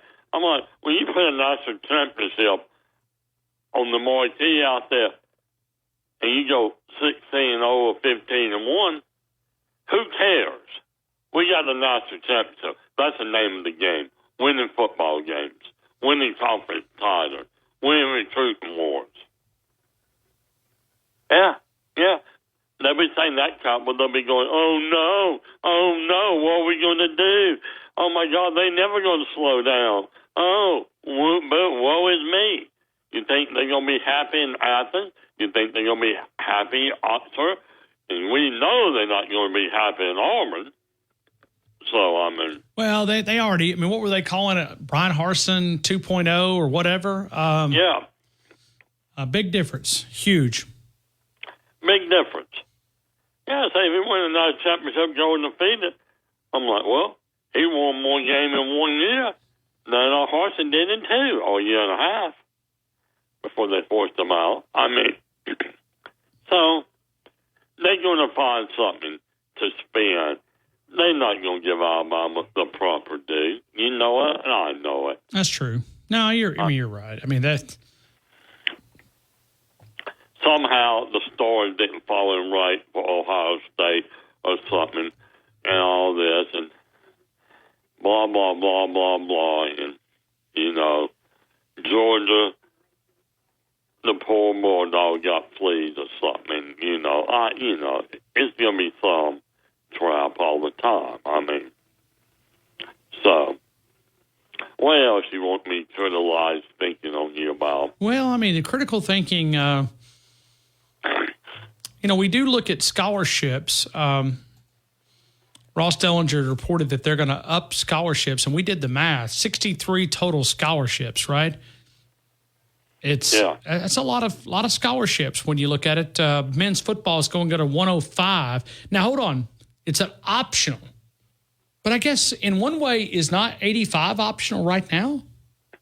Well, yeah, because you don't have to fulfill 85. You'd be a dummy not to.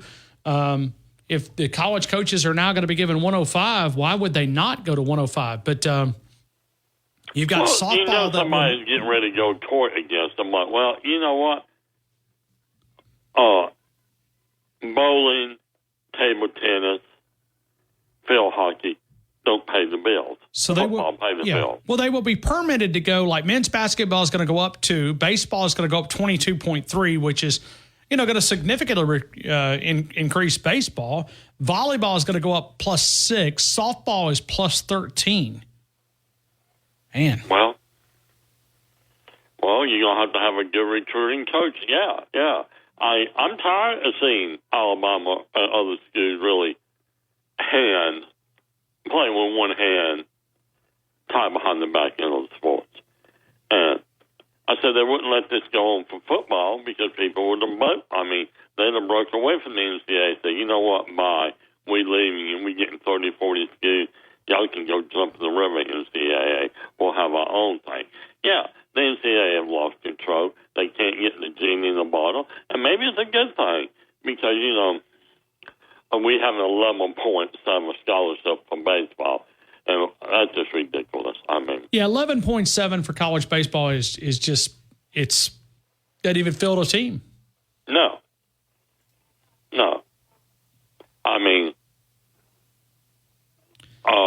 8 players plus 3 pitchers. One righty, one lefty, and a closer. I still go back, Tommy. Can a school afford this? Because you got 63 additional scholarships that they can potentially fulfill. You do the math, that's somewhere around, based on what Greg Byrne told us a few months ago with $180,000 per athlete. You do the math with 63, you come up with about $11.5 million. Alabama might be able to afford it, but can the team up north at UAB afford it? Can the team to our west, Mississippi State, can they afford it? I mean, there's only so much money in that pot. Yeah, and you're going to just have major sports. And what I mean by major sports is you're going to have football, men and women basketball, men baseball, women softball, and gymnastics, track and field, and tennis, and swimming. You're not going to have badminton. You're not going to have equestrian. You're not going to have, all the little sports now, that don't bring nothing at all. They they don't know if you play in the sport. It's like, well, we won a game in table tennis. Like, when do you play at? Nobody knows. You know, I mean, and just like bowling, they brag about Vanderbilt. I know you probably hear me about such an academic school, high prestige on their ability to graduate doctors, engineering, everything. And the only sport you win a national championship regularly is women bowling. Well, I used to go to bowl, and we drink beer and eat popcorn and bowl. And lie were you a about good our bowler, story. Tommy? What? No. Did you break 100? 150. Okay. Yeah. Not all the time. I'm not going to lie. No. I never bowled over 175 or 200. I went not like, no. So, no. But, you know, people go to bowling to drink beer, eat popcorn, pretzel, and lie to each other about how great their team is doing in a bowling league. I never ever did that. I just bowled for fun. So, what else you want to know? Nope, I think you just about covered it, Tommy. Oh, by the way, I got to give a shout out to one of your sponsors, Okay, all right, I'm ready. The Wharf. Ooh, They the treated Wharf. me great Saturday, so hold on, I mean, maybe you'll just do the spot. Will you do the spot for me? Well, I can't do them just I don't have it all memorized. I know it's the Wharf in North Point, Alabama, where you get all your Western gear. Working Western your wear. blue Yeah, for the entire working family. boots. So what you did name it. you go in there and buy? I bought my 2 pair of overalls I wear on the farm, and my school clothes. I was going to say something cute, and my brother said, you better not. I said, I bought my going back to school overalls.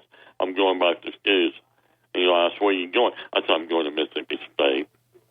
I got to have new overalls to go to school. So you picked up those up at the Wharf since 1976, the working Western wear for the entire family. 60 different brands of boots, Justin, Tony Lama, Red Wing, Georgia, Double H, Timberline, Laredo, and many more. But, I mean, you could vouch for this. The part of that really separates them is the customer service.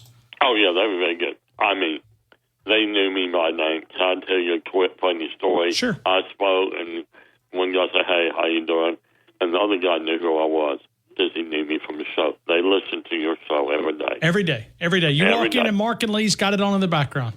Thank you, That's Mark and right. Lee. We appreciate you guys, not only for being great sponsors, but also being great listeners as well. Well, I told them what I need. I knew my size, everything. So I'll get it for you. They called me Tommy from Romulus. Oh, they did? All right. Okay. Oh, yeah, really. No, here comes the Wyman now laughing. He thinks I'm telling a lie. People turn around and looked at me. And they said, did you call the Ryan Fowler Show? I'm being dead serious. And I'm like, yeah. Oh, I know you by your voice. You know, I've told you in the past when my problem with speaking, I kind of get unnerved by that. But I said, oh, we know you now. Yeah, you're Tommy from Romulus. And you called it. Yeah, well, I'm on the game. I called the show and all that stuff. So I gave you a shout out. Well, thank you. I know they appreciate that, and it is the Wharf. It's locally owned and operated, and they have been since 1976. So, Tommy, I appreciate you saying that about the Wharf, and I appreciate you doing the spot, man. Well, no problem. I wish I was better prepared, but I just can't remember all the addresses. Now, what kind of brand of overalls did you buy? I got Liberty just around the house. Nothing. Okay. Yeah. They have all kinds. They have Carhartt. You name it, they got it. Gotcha. All right. Thank you, Tommy. I hope you have a great rest of your day, man. All right, man. Talk to you later. Hey, we'll break here. We'll get to Joe, the Joe you know, coming up in a couple of minutes. T-Town Tide 100.9, 1230 WTBC, your home of Alabama Crimson Tide Sports.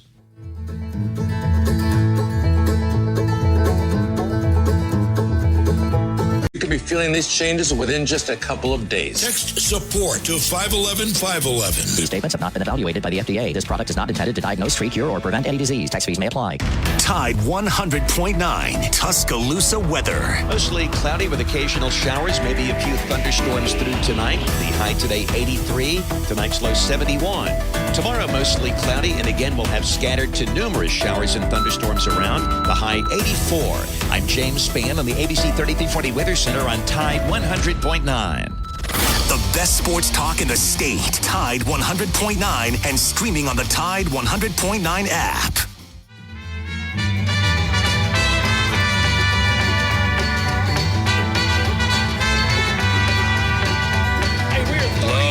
Away. One Johnny Davis away, one of the great fullbacks in the 1970s. He was a 1,000-yard guy. One Johnny Davis away from Alabama Crimson Tide football, brought to you by Alabama Credit Union. We'll talk to Peter Burns coming up at 5:15. The Joe you know. We'll get to you coming up in a couple of minutes. We'll take your phone calls, 205-342-9904. Tide 100.9, 1230 WTBC, your home of Alabama Crimson Tide sports.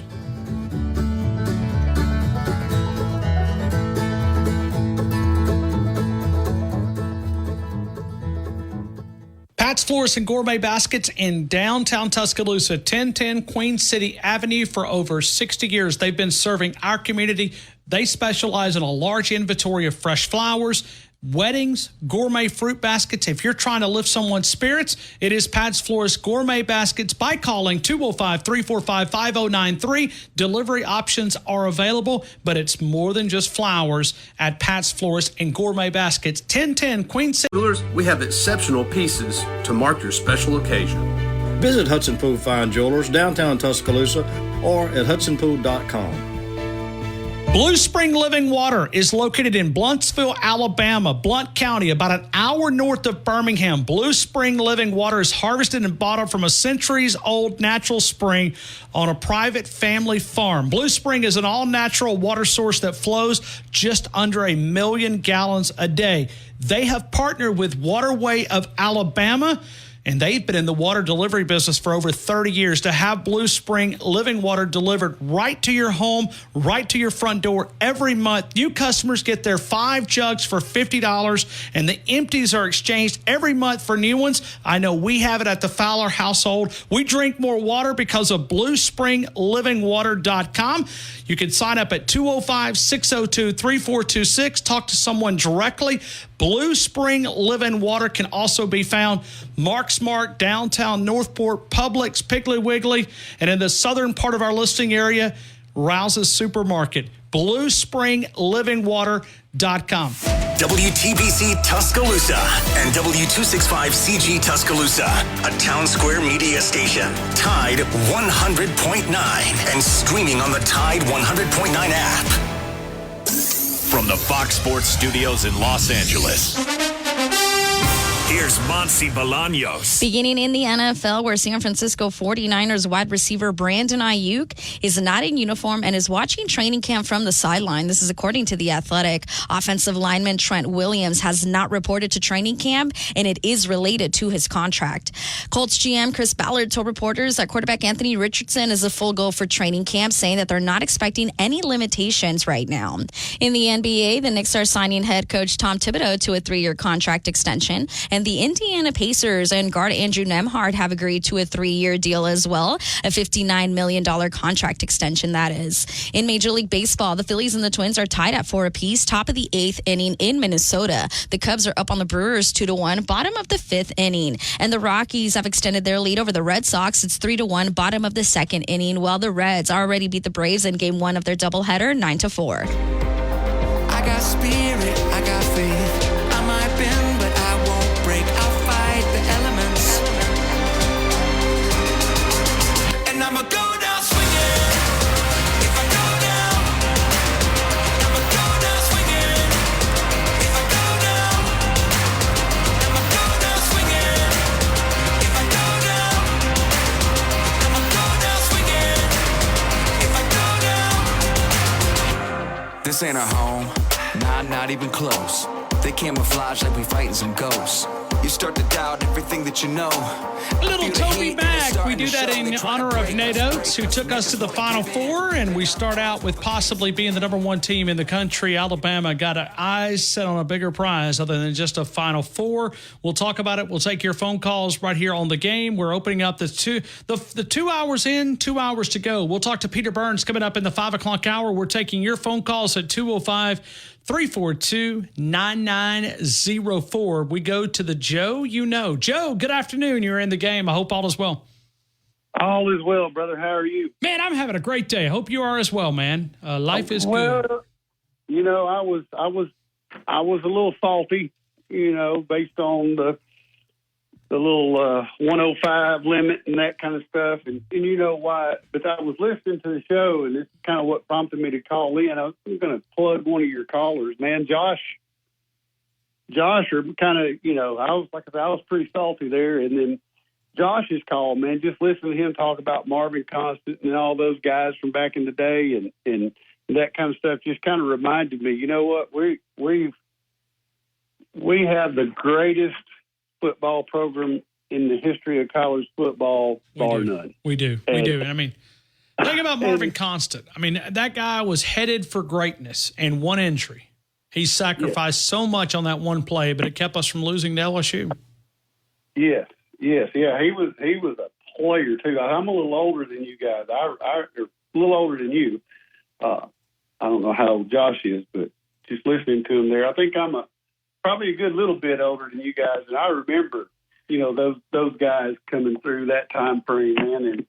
And you know, we are truly blessed as Alabama fans to have the history and the tradition that we have, you know, and I just hope with this new NCAA ruling or whatever, whatever prompted this, the lawsuit, which can also be traced back to the NCAA ineptness.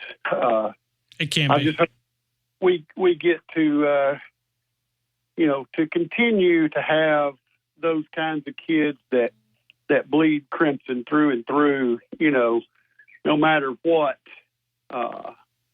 you know, what their accolades are or offers are or what they're driving. You know, I think I saw somewhere, maybe it was Woken a couple of weeks ago, was talking about this thing, and he was talking about how this was a money saver.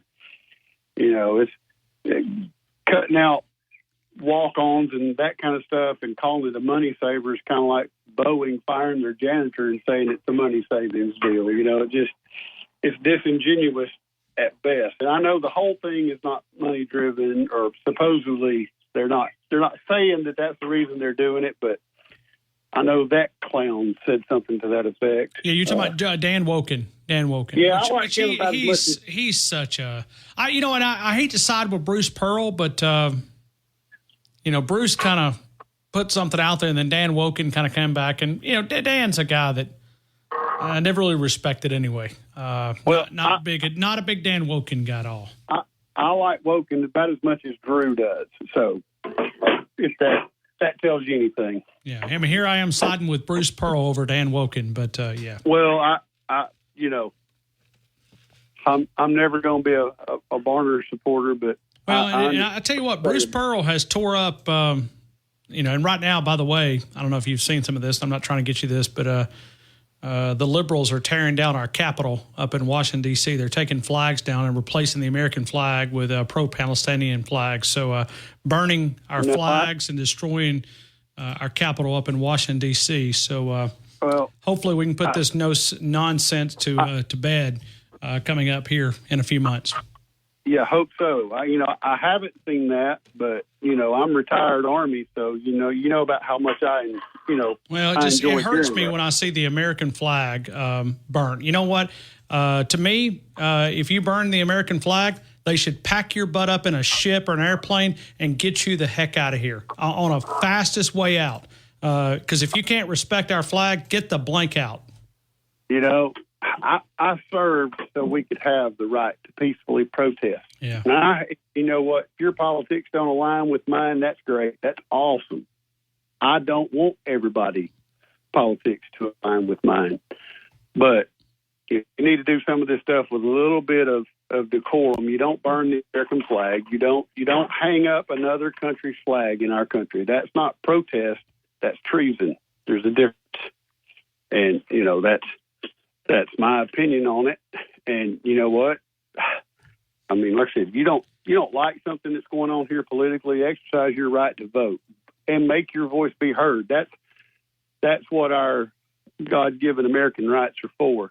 But, that kind of stuff, if you support that kind of stuff, how about this? Go live somewhere else. Go to one of these third world countries that you think is so great and they got it all together. Go live in it. I've seen them. I know the deal. So you don't, Well, it's sad that our police have been told to stand down. And here we go again. The political season has heated up, and God knows what will bring between now and November. But think about a police officer who has to sit there and watch it. Just sit there and, no, don't do it. Don't do it. I mean, it's a bunch of clowns, man. Like I said, hopefully we can, if there is anything to say, we can take a step. Anyway, let me tell you this about leadership, okay? All right. True leaders are not always popular. Never. Right? If you're the most popular guy in the room, then you're probably not an effective leader. And I'll just say this, and I'm not saying on any particular side of the aisle. I lean to the right, but I don't know that we have very many people in D.C. that could lead water downhill in a pipe.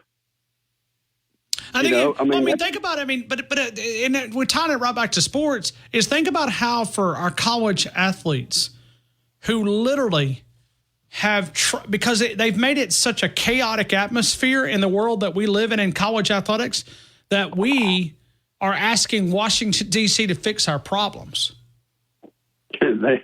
I know, and they can't. I don't look for Washington D.C. to do anything. No. And our college football leaders have went up there multiple times to plead with him. Do you want? By the way, and I'm not picking on AOC, but she had some good things to say earlier this week when she was, in the testifying when they subpoenaed the Secret Service director. Do you want AOC fixing college football? No. Do you want anybody, Republican, Democrat, Independent? You could go to, about the only one up there that knows of football from a basketball is probably Tommy Tuberville. And, he could probably share some light on scholarships and all that. But, anyway. Well, back to all that just for a second. Now, I'll let you go here in just a minute, and you can get on to other callers. And I know you got guests coming up. But, and you know why this is near and dear to me, and I think most people out there that know you or know that I know you or whatever, they know where I'm coming from. But the reality is, this all could have been avoided. This all could have been avoided if you would have had any leadership from the governing body that is called the NCAA, and if they'd have got out in front of NIL, got out in front of the transfer portal, and set it up properly to where it would benefit the players and the universities and everybody involved, instead of trying to just go, we're not going to give an inch, we're never coming to the negotiating table, and it turned into a lawsuit. And then you got these people called lawyers that got involved who are, at the end of the day, and look, I know some of them do great work, but,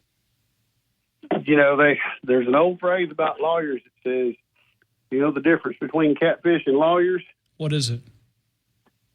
Well, the parallel is they both are bottom feeders, but catfish swims. So, and I probably didn't get that analogy quite right, but you get the gist of it. They're there for the dollar. They're not there for the right thing for the most part. Now, I know there's some good lawyers out there that maybe one call in and put me on blast, and that's fine. Go ahead. But, that all could have been hammered out.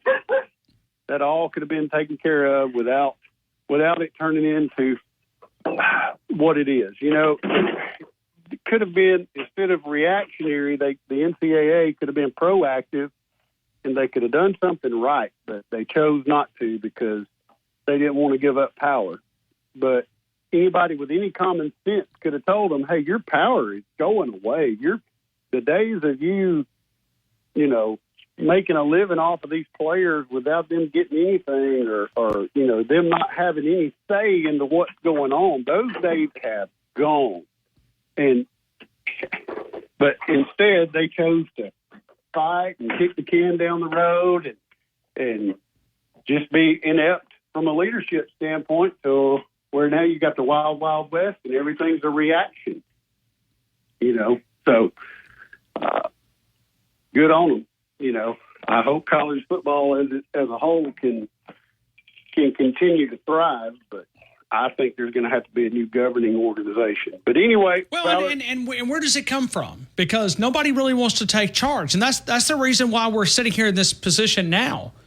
I think you need men like Nick Saban, maybe Greg Byrne, and I'm not necessarily saying those two guys specifically, but people that are in the business, that understand athletics and student athletics, as a whole. Those guys need to be running it. Those guys need to have, those types of guys need to have the loudest voice in the room. And I'm not saying that former university presidents or current university, I'm not saying they don't need to have a say, but, you got to find the balance for it. So, the people that know about it, and I've heard some of your other callers touch on it, man.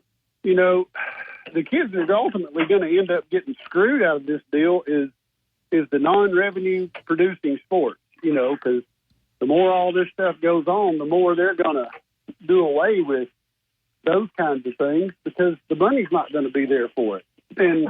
And that's what's going to be unfortunate because, just like I'm talking about the walk-ons, those kids that play those sports have worked very hard to get to where they're at too, and, like I said, there's enough money in the pot to go around.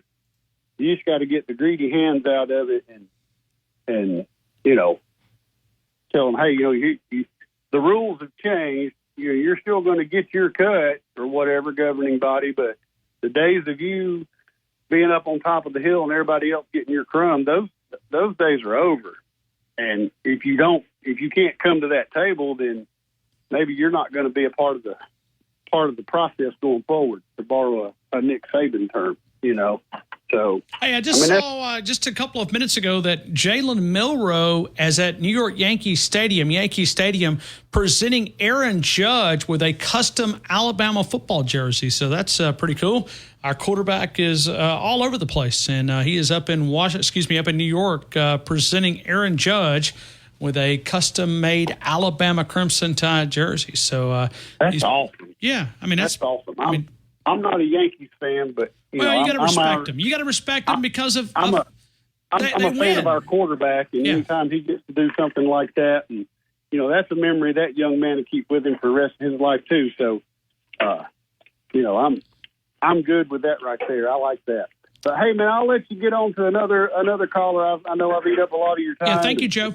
Appreciate you taking my call, buddy. Thank you. The Joe, we appreciate you. Thank you. Let's continue with more phone calls, and we'll get to those coming up in a couple of minutes. J-Rob, don't go anywhere. We're coming to you next, right here on The Game. T-Town Tide 100.9, 1230 WTBC, your home of Alabama Crimson Tide Sports.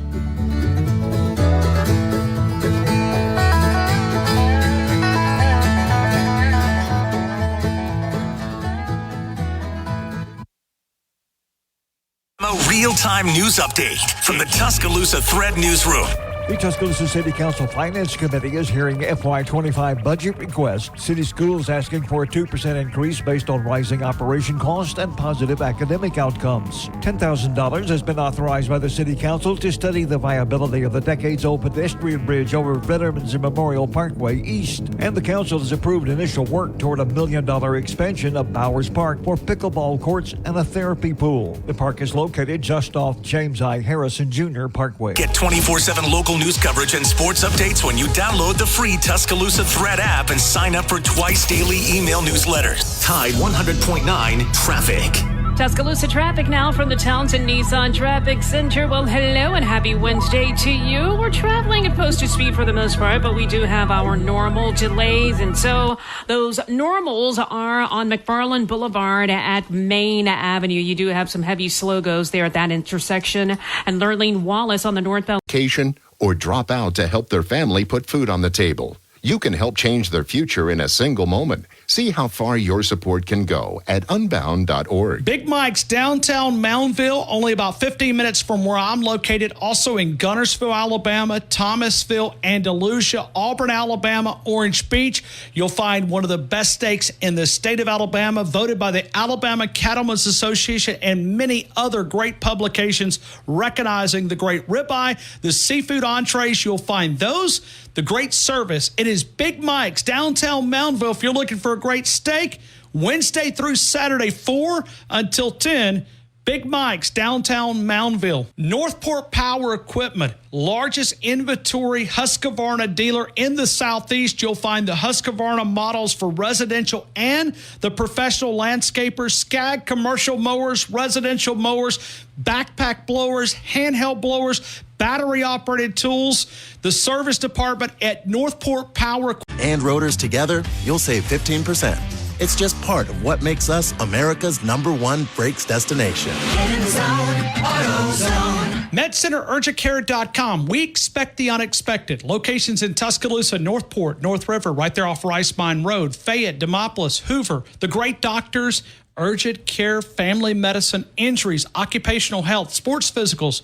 We do expect the unexpected. MedCenterUrgentCare.com. The online check-in available. Significantly reduce your wait time. The super doctors who live and work in Tuscaloosa. MedCenterUrgentCare.com. Tide 100.9 Tuscaloosa weather. Mostly cloudy with occasional showers, maybe a few thunderstorms through tonight. The high today 83, tonight's low 71. Tomorrow mostly cloudy, and again we'll have scattered to numerous showers and thunderstorms around. The high 84. I'm James Spann on the ABC 3340 Weather Center on Tide 100.9. You're listening to the best sports talk show, breaking down the Crimson Tide. The Game with Ryan Fowler on your home for Alabama sports. Tide 100.9 and streaming on the Tide 100.9 app.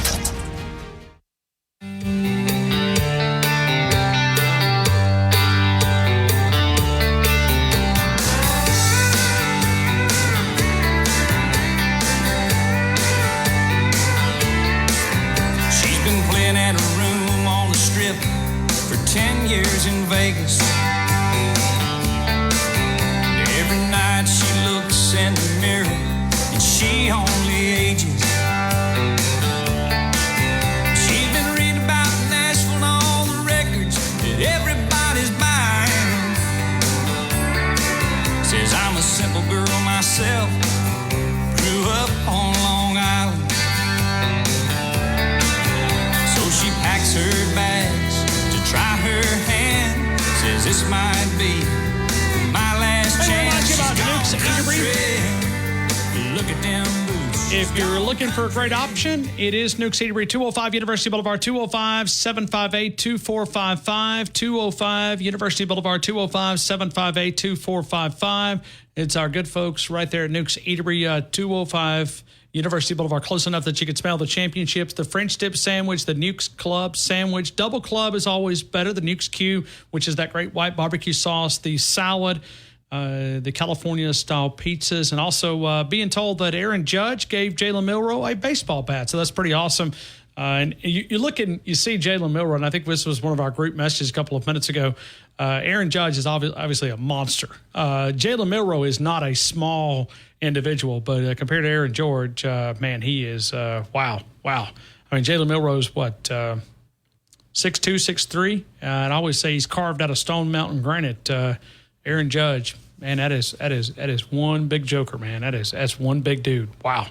So Jalen Milroe standing up beside him and getting presented with a Yankees baseball bat from Aaron Judge. Let's continue with more phone calls. Let's go to J-Rob Montgomery. J-Rob, good afternoon. You're in the game. Good afternoon, Roll Tide, Ryan Fowler. How's it going? Oh, man, life is good, man. Life is good. You know, Aaron Judge has also got a big paycheck to go along with his body. Oh, yeah. Yeah. These pro athletes, especially in baseball, man, they get the salary, son. Well, and like I said, I mean, you got the Alabama quarterback up on Yankees Stadium presenting, one of the top baseball players out there, an Alabama custom jersey. And I don't know, the jersey may or may not fit, but it'll be a nice little item to add to his collection. Yeah. Hey, I want to personally thank Barner Nick for setting up Peter Burns today and getting him to be a guest on the show. I know he had to work on that, and I appreciate it.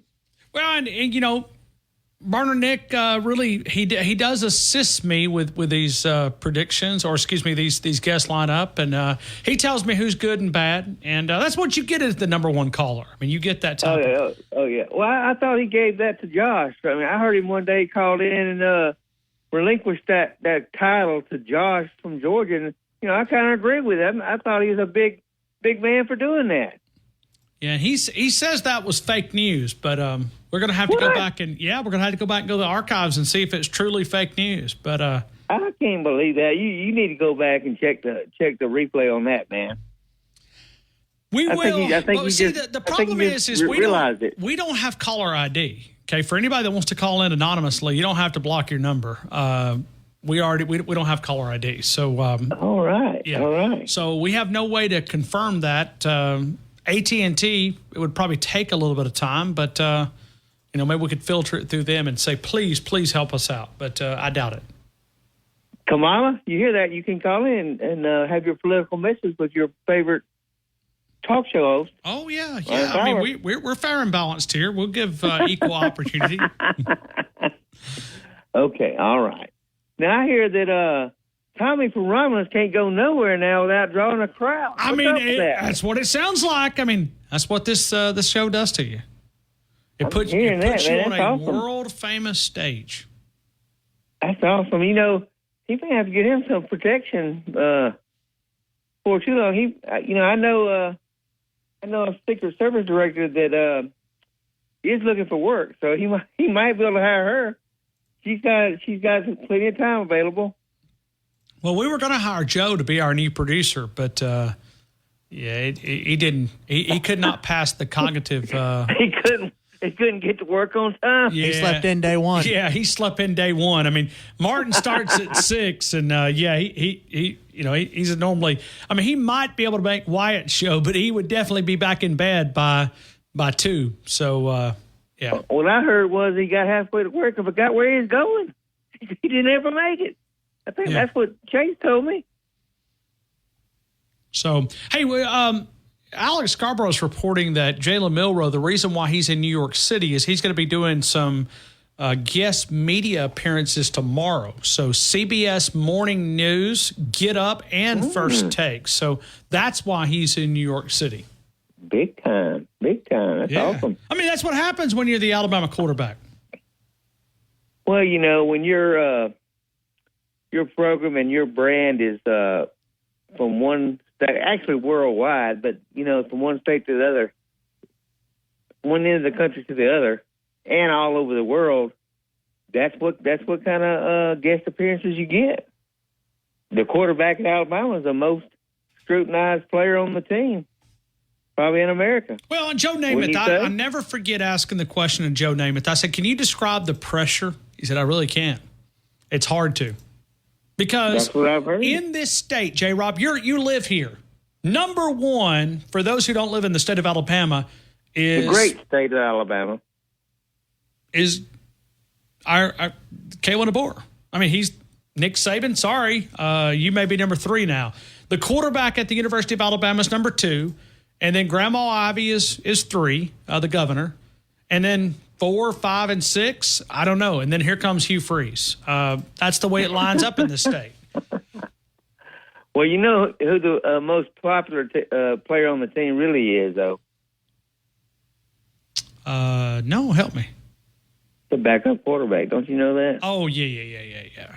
And, hadn't you heard that before? We've really kind of failed, to be honest with you, at the backup quarterback spot. I mean, like for me, it really hasn't been a driver. And looking at Ty Simpson, man, J-Rob, we do have a quality backup. I mean, I feel very, we do. You know, you don't want to see any kind of injuries happen, but Alabama's in a good spot, man. That quarterback room's deep. He's driving around in a new vehicle every 2 or 3 months. He too. That's right. He's got his own deal going on. He's been working this summer. Yeah, how many? And there's a few out there, but I mean, how many backup quarterbacks are making this type of cash? Well, there's no telling. A lot of there's a difference in pay for play and having the NIL agreement. That is a true NIL agreement, and that's the way it's supposed to work. But now it's just pay for play. They get funds, big pots of money that they bid on players. So it's not what it was meant to be. And I think that was one of the biggest reasons Coach Saban said, sorry, no, I can't take this. I'm out of here. It wasn't that he couldn't do it. His heart just wasn't in it. Well, that, and, it was so hard to keep a coaching staff because, nobody wants to work. Yeah, but you said it right there. Yeah, look at you. You almost slipped up and said it. I heard what you were going to. He's hard to work for. Let's just call it what it is. He's tough. That too. That is right. But they didn't know how long he's going to be working, and that was one of the big things, too. That's one of the first questions they asked, how long are you going to be there? But he is a hard guy to work for. He expects everybody to do the same thing that he does. He wouldn't ask you to do anything that he wouldn't do and hadn't done. When you say that? No, I mean, he put in the long hours just like everybody else, but that's still, it's a system that will work. But I mean, do you really get if you work somebody 18 hours a day, are you really getting quality 18 hours? Because the next day they come in, they're drained mentally, physically, all of the above. You go home, your wife's upset because, she would love for you to take out little Johnny just for a couple of minutes, right? Do you really get quality out of your employees? I mean, if you grind them in the ground. I mean, his system worked, but I think the college football change is here. How do you navigate this? The coaches already, the month of July used to be a little bit of a vacation time. The month of June used to be a little bit of vacation time. Not anymore. It's recruiting. Yeah, it was a revolving door as far as assistants go for most of them. If they found a job that improved their stock, especially a head coaching job or either a coordinator job somewhere, they were pretty quick to move on, wouldn't they? And he could no longer look at them and promise, hey, I'll be there more than 1 year. I'll be there more than 2 years. And I always reflect, regardless of how you feel about Tommy Rees, he gave up a spot where he was an OC at his alma mater to come to Alabama, and he got screwed. He got what he gave because I thought he was worthless. Yeah, well, no, it wasn't much better than worthless, but. Well, Coach, like you said, Coach Saban had a hard time getting him to come. And it's, that last year when he was trying to get the offensive coordinator, how many did he go through that he tried to get? And listen, Ryan Grubb, and I know that we're all focused on, the offensive side of the football, but one of these days I'm going to tell the story of defensive coordinator because you should have heard some of the names that were being floated around. That's why he was begging Pete Golden to stay. Come on. Woo. It's pretty bad when we're in that type of shape, don't you think? We do. But Coach DeBoer is a different guy, does it a different way, and that's not to say that you can't do a good job doing it a different way and being a little bit lighter, being a little bit more freer with the media and the players, letting the players have a little more freedom. I'm not saying it's not going to work. I'm just saying it'll work two different ways because, he proved it the last few years with his teams at Washington. He played for the national title last year, for gosh sakes. People are not giving him enough credit for that, are they? Well, and J-Rob, I think going back in Seattle and doing the interview, I think it tells us a lot about who Kalen DeBoer is as a person. Yeah. I mean, he didn't have to do that. He did. Right, and just the way he treats the media and how he's so free to stop it, and like he did when he come in off the plane, stop and talk to the fans as he was walking down the fence. And that's impressive. I'm looking forward to this year and see how things work out. I know you're late for a break, so I'm going to get off here. You have a great show. You are the best, brother. Thanks, Jay. Rob. Hey, right back to you, man. Thank you so much. 205-342-9904. We'll talk to Peter Burns coming up at 5:15.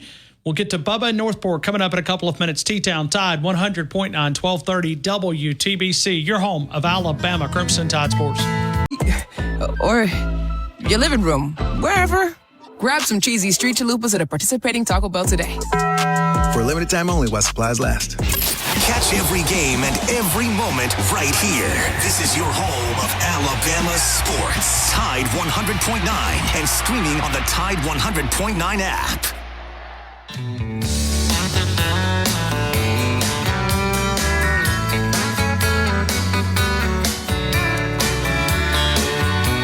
The sun is hot and that old clock is moving slow, and so am I. Workday passes like molasses in wintertime, but it's July. I'm getting paid by the hour and older by the minute. My boss just pushed me over the limit. I'd like to call him something. I think I'll just call it a day. Pour me something tall and strong. Make it a hurricane before I go insane. It's only 12, but I don't care. It's 5 o'clock somewhere.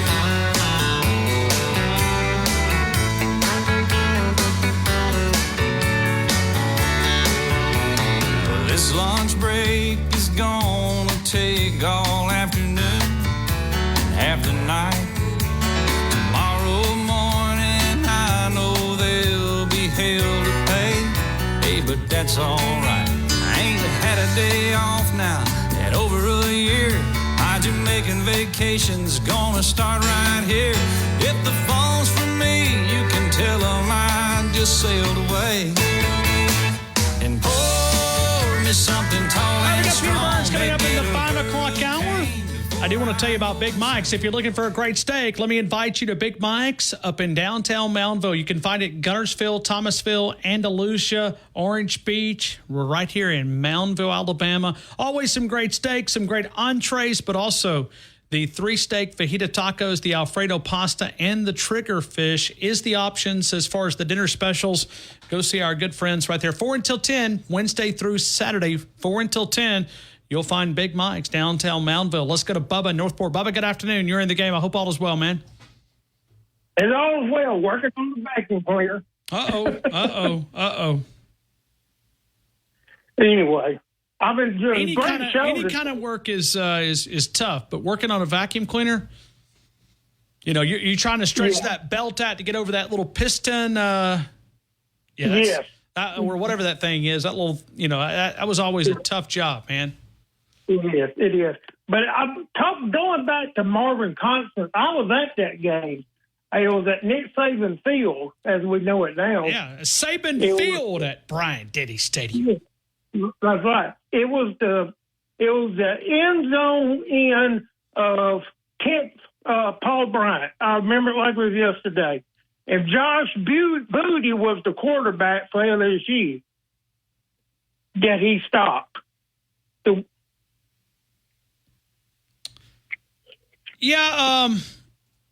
I thought it was Josh Booty, but I wasn't 100% sure.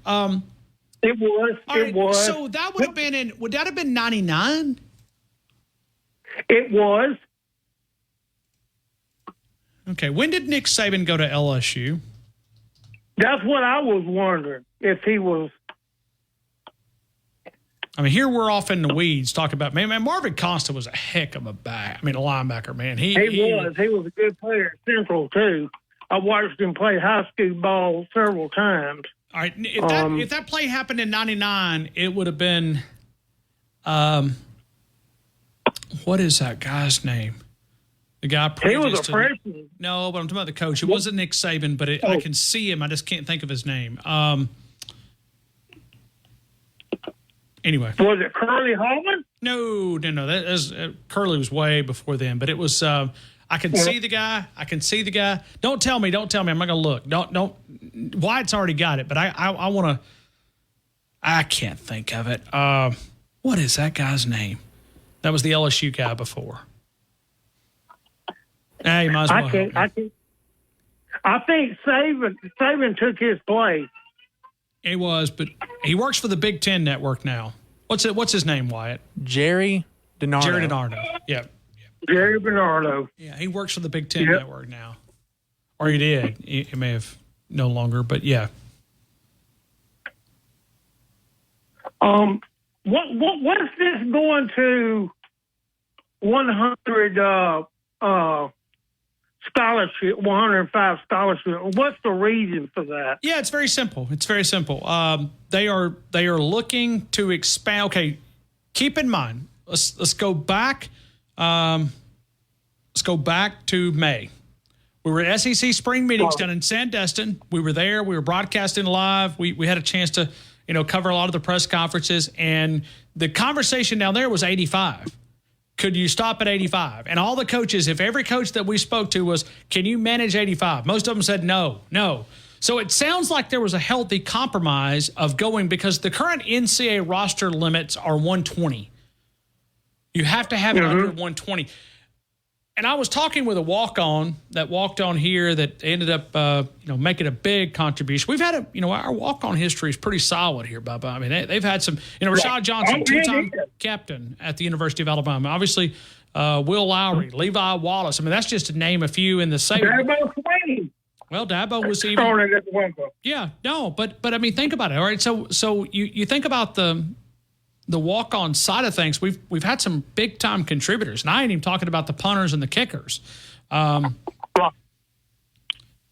was Nealon Hibbett, the long snapper, was he a preferred walk-on? I'm trying to think of him. He may have been a walk-on initially. I'm sure he's earned a scholarship by now, but I think when he first walked on and replaced Thomas Fletcher, I believe he was also a walk-on. I mean, there's a long list of walk-ons. So you go from 85 to 105, but you can fund that as a scholarship, according to Ross Dellinger's piece. If you do that, right, Bubba, the average coach is going to fulfill that with a scholarship. He is. So and your walk-ons are going to go away. Yeah, by default, you're almost eliminating the walk-ons. Mm-hmm. Why are they doing it? What's the purpose of doing it, though? That's what I'm trying. What's their reason? Because it's a house settlement, the major lawsuit that each school is going to have to pay out, a mega lawsuit, big. And so they're trying to trim some of the fat to be able to save money, but I'm looking at the scholarship numbers. We went through it a couple of minutes ago with basketball, softball, baseball, volleyball, softball. And I may have hit softball initially, but it's 63 total scholarships. Okay, even if they just fund half of those, do the math. It's a lot of cash. And that's at a place like Alabama that cash is not as stressed as it is at other places. I can see where, it'll help baseball. For those out there that have been screaming about baseball, this is a big boost. But can you afford it? I don't know. Yeah, that's true. Well, we got the right coach. If he does what I think he's going to do, baseball would be able to be I would think sometime a profit, thing. We already know what's happening to basketball. I mean, because we're still talking about it in July. Well, and basketball is actually going to go up too. So you're now going to you're not going to have 13, you're going to have 15. That's a good move there. I saw where Nate Oates is after one of the top recruits in the next recruiting class in the country is coming to Alabama to visit soon, I think. Yeah. I thought I read that. Well, what Nate has been able to do is create a pulse of Alabama is pretty awesome, man. It's for where he took over to where he is now. You got to love it, man. Hey, to go back to about with Kalen DeBoer, Will it be an insult to Saban? No, absolutely not. And this is a question that I missed Dawson. I love his answers to stuff like this. So that's the first name I thought about. What would Dawson think about this question? Yeah. I do think of him often, man. I do think of our good friend. And 63-7, 66-7. But hey, Bob, I appreciate you, man. Thank you so much. Okay. Right back to you. Let's take more phone calls at 205-342-9904. AC, Bangladesh. AC, good afternoon. You're in the game. Good afternoon, sir. How you feeling? Thanks so much for taking my call. I'm good. Good. Mr. Fowler, how is Mr. Producer doing today? Wyatt, how are you doing today? Pretty daggum good. Putting together my playoff prediction back here, so we're rocking and rolling. Playoff prediction? Playoffs? Playoffs? Are we talking Which playoff playoffs? We are talking about playoffs. What kind of playoffs are we talking about? College football, NFL, or which one, man?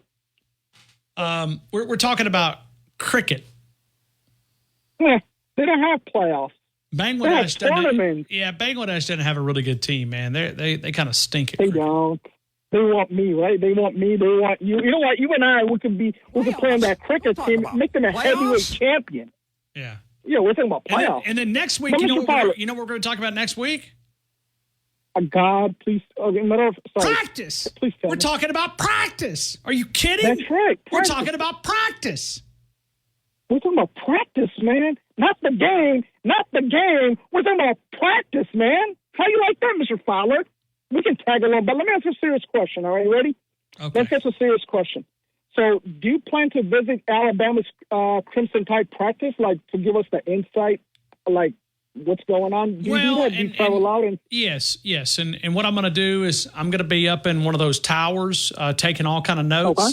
And then I'll be able to bring it down to you guys. Yeah, that's my plan. We've in years past, Coach Saban didn't know this, but we would bury a mic out there. And yeah. Oh, don't reveal everything.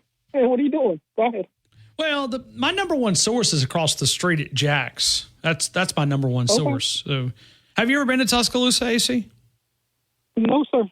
I never did. If I did, I would have told you a long time. We're going to have to get you down for a game, man. You know what? I think I told you, but matter of fact, I did. It seems like you don't have good memory, do you? I recall 2.5 months ago, I said, I don't go to the games. I stayed home and you just enjoy. You don't want barking dogs like all these fans going crazy. You sit home, you relax, you watch the game, save some money. You know what I'm saying? You can take the money that you're going to spend. I know you have your luxury. I get it. But the money that you're going to spend, why don't you spend vacationing with your wife and kids? I mean, that's a smart thing to do, right? I mean, I think differently, Mr. Fowler. I think differently. It's all about saving. Yes, go ahead. Well, I mean, why save? Well, do you want to be on the street? Well, that's a long pause right there, Mr. Fowler. You don't want to be on the street, right? Well, I mean, I don't know. I mean, I guess I could be. Do you have any idea what's going to happen to the world? It looks horrible, you know. So you got to do some saving. It's going to be balanced. Like you got to save, you got to spend. You don't want to. I mean, now we're taking financial advice from AC. Is there anything that you can't help us with, AC? I mean, you got me on a food diet. Now you're trying to teach me how to save. You have to. If you have a family, here's the thing, Mr. Fowler. If I don't have food on my table, that's a problem for me, and I don't like that. That's a huge problem. I'm hungry. I'm driven. What's your favorite food, AC? That's a good question. Matter of fact, this is going to surprise you. I'm being serious. Food is only fuel. I don't have favorite food. Let's say if I like donut, I'm going to have it because I never had it for a long time. But favorite food? No, because the food is only fuel. That's all I take. I don't care, man. As long as it's good, you know what I'm saying? It's good for my body. That's all that matters. People, they think they need food to survive. Without food, they cannot go on a day. You can. You just need water. Like 24 hours, you can survive without food. It's possible. I've seen a lot of rough things. Probably you may not, but you and I can discuss this privately. You know, I have seen rough, and to be honest with you, that motivates me even more. How are we going to discuss this privately? Via email. Okay, I got you. Yeah, absolutely. So, I was going to talk about football. Matter of fact, check this out. You ready for this? I don't know if you care or not. Army Black Knights, they want to join the American Athletic Conference because of playoff expansion. What do you think about that? I haven't really spent any time thinking about it. Okay. Probably you might like this one. Lincoln Riley says, College Football Hall of Fame not complete without Mike Leach. Quote, unquote, he changed the game. I need some reaction for that one, Mr. Fowler. AC, most of the time I have absolutely very little to understand even what you're even talking about. I mean, I don't know where you come up with these topics, but carry on. I don't want to interrupt you. Your flow is amazing. Fine. No, the Lincoln Riley says College Football Hall of Fame is not complete without Mike Leach. So I'm asking you, what do you think about that? But there's a lot of there's a lot of College Football Hall of Fame that are not there. Mike Leach is certainly there, but I mean, I think before we can have the conversation around Mike Leach, we got to have it around Howard Schnellenberger. Very interesting. I mean, it's not neither one of those guys are qualified based on the criteria that it gets to get in the Hall of Fame. I mean, Joe Namath is not a part of the College Football Hall of Fame. You know why? Why? I don't know. Tell me. Because he's not a first-team All-American. Thank you. Now let me ask you a question. How long do I have? Because I want to address Bam and Nick. I'm going to be supportive this time. How much time do you? How long do I have? Well, how long do you have? I'm not going to waste everything. How long do you have before your commercial break? I mean, 2 minutes.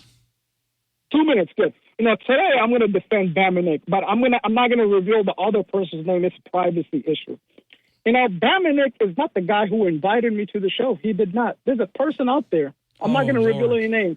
That person invited me to the show. Bam and Nick just put it out there, but he did not send out the formal invitation.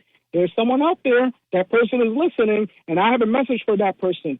You have done what's best for business. So, Mr. Fowler, before I hang up, I want to say this to you. I'm not going to repeat it. I'm going to say it only once. When you see my name on that call board, just to advise you, pain has arrived, baby. Run.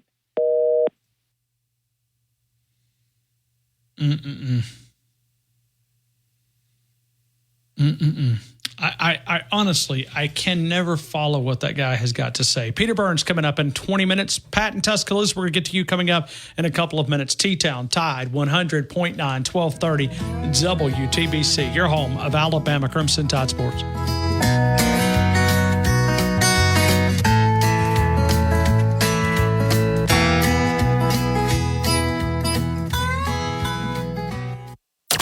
Go inside the Alabama Crimson Tide with the Gary Harris Show. Hey, everybody, it's Gary Harris. Coming up Thursday morning on the Gary Harris Show at 9 a.m., the return of the coach, Ellis Johnson, will be back for another season of great college football analysis and insight, plus Jeff Spiegel from ABC 3340 and your phone calls. That's the Gary Harris Show, Thursday morning at 9 a.m. Catch the Gary Harris Show Monday through Friday, 9 to 11 a.m. on Tide 100.9 and Tide100.9.com. Tide 100.9 Traffic. Tuscaloosa traffic now from the Townsend Nissan Traffic Center. We have picked up a problem, and it's on Veterans Memorial Parkway, both north and southbound lanes at University. You do have an accident. It's creating quite the stir as you're slowing down to maneuver around that. And, of course, the authorities on the scene. Meantime, traffic on the rest of the freeways, not too shabby. Wheel 10 and 2. Townsend Nissan's got the best position for buying a vehicle. $2,000 to $10,000 in discounts now. No other dealer in town can do that. Townsend Nissan. El Grant is the great Mexican place in Winn-Dixie Shopping Center. Go over and see my friends Carlos, 205-391-4555, 62 McFarland Boulevard, Monday through Thursday, 11 until 9:30, Friday and Saturday, 11 until 10:30, Sunday also open 11 until 9. You'll find the great daily lunch specials. You'll find great entrees and or text DEAL to 511-511. Your order is back with a 90-day guarantee. All dogs are unique. Your dog results can and will vary. Message and data rates may apply. Tide 100.9 Tuscaloosa weather. Mostly cloudy with occasional showers, maybe a few thunderstorms through tonight. The high today 83, tonight's low 71. Tomorrow, mostly cloudy, and again, we'll have scattered to numerous showers and thunderstorms around. The high 84. I'm James Spann on the ABC 3340 Weather Center on Tide 100.9. The best breakdown of Alabama football in the state. The Game with Ryan Fowler on your home for Alabama sports. Tide 100.9 and streaming on the Tide 100.9 app.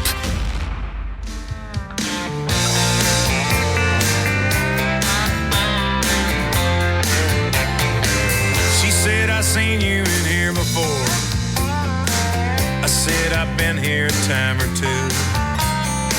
She said, hello, my name is Bobby Joe. Meet my twin sister, Betty Lou. And we're both feeling kind of wild tonight.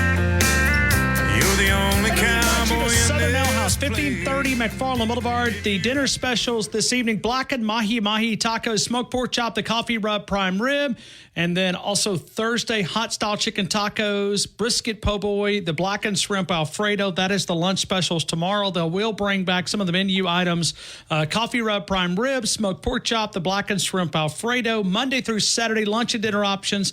Southern Ale House, eat Southern, be Southern, and our new location coming in the month of August. Hopefully, our fingers are crossed. Up 43. You'll find it on the lake. It is Southern Ale House Dockside. And that will be an option that'll be opening there. Always the great catering options. Always doing a great job. Southern Ale House, 1530 McFarland Boulevard. And this week, let me tell you how good. We did our meeting of the minds today with Dr. Williams and TJ Thomas, Jay Deese, which is world famous boxing trainer from right here in Tuscaloosa. Myself. So I had 5 of us there. Martin Houston orders a side salad with ranch, nothing else. And he only did that where he could make sure that he had plenty of room for the bread pudding. Lemon, blueberry, poppy seed bread pudding. That is the option, and that is the bread pudding of the week at Southern Ale House, 1530 McFarland Boulevard. Eat Southern, be Southern. Peter Burns coming up in 20 minutes.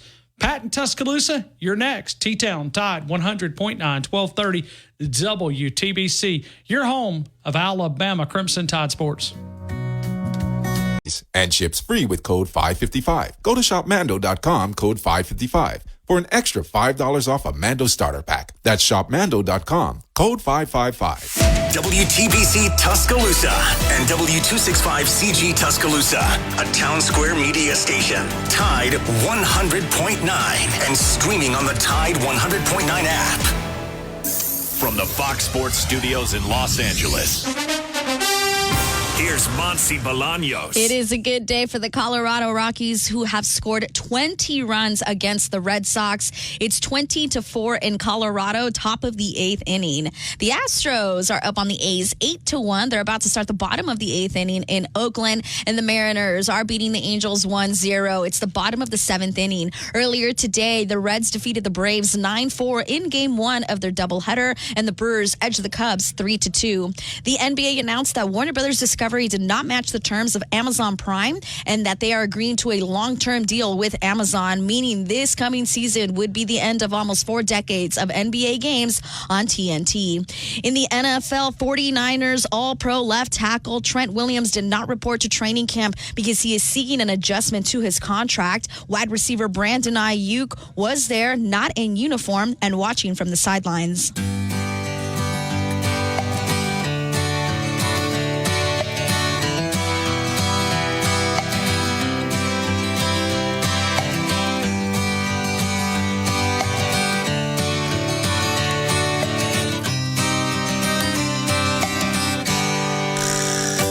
Rolling down a backwoods Tennessee byway, one arm on the wheel, holding my lover with the other, a sweet, soft southern thrill. Worked hard all week, got a little jingle on a Tennessee Saturday night. Couldn't feel better.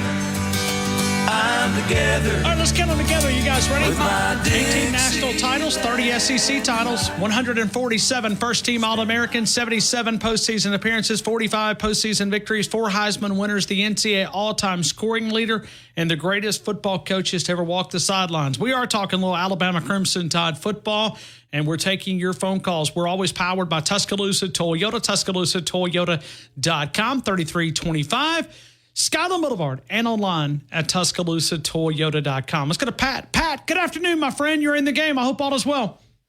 It is, Ryan. I think I'm somewhere on 15th Street. Used to be I think it's by the lake, that there's a bagel place.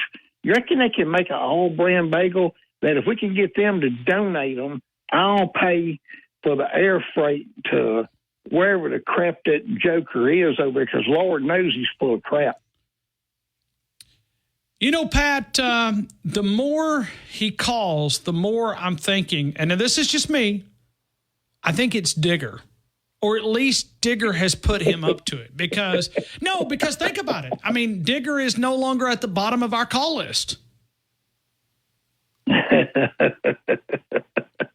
I don't know. All I know is that place on 15th Street, they make an all-brand bagel. And we got to get him working somehow or another, because I can't take much more airtime neither can I. I've never been so close to banning a caller in all of my life. It goes completely against everything I believe in sports talk radio. But I'm close. Hey, I'm close, man. I'm really close.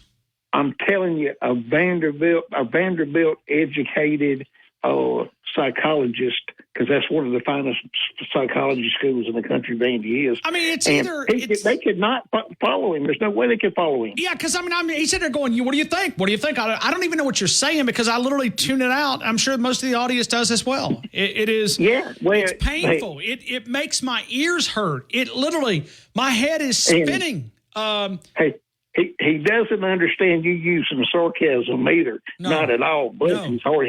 He could be autistic, because he has no perception that you're being sarcastic the entire time you're on the phone with him. Well, I mean, I'm trying to be nice, but it's a challenge. I know it is. I mean, you've been listening to me a long time. I'm normally not this mean, but I can't. Like, my head is hurting. There's not enough Advil to be able to talk. I mean, it's like, what kind of dumb comment can I make today? Well, I'll come up with something. That's where we're at. That's where we're at.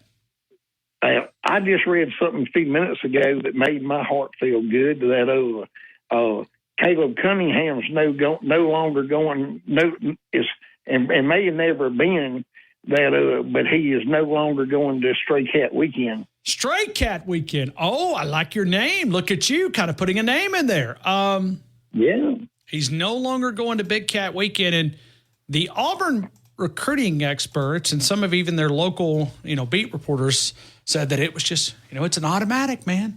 He's coming down here, and he could be flipping anytime soon. Bless the little heart. Yeah, but he's gonna be in Tuscaloosa.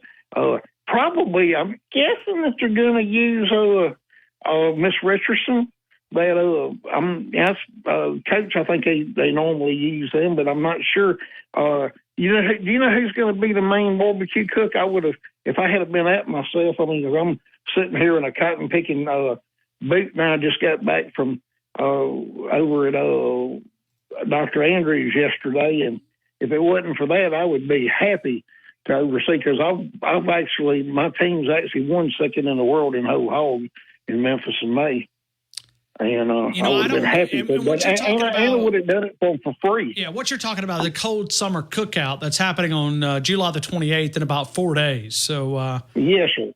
But, and I mean, hey, have y'all heard any? It's supposed to be some surprise big names there, and I just wondered if is anything starting to filter out yet? Yeah, it looks like A.K. Deer will be in Tuscaloosa. I mean, he's the guy that I think a lot of people are expecting to be Alabama's next commitment. So there's one of them. I think I read Andrew Bones reporting that.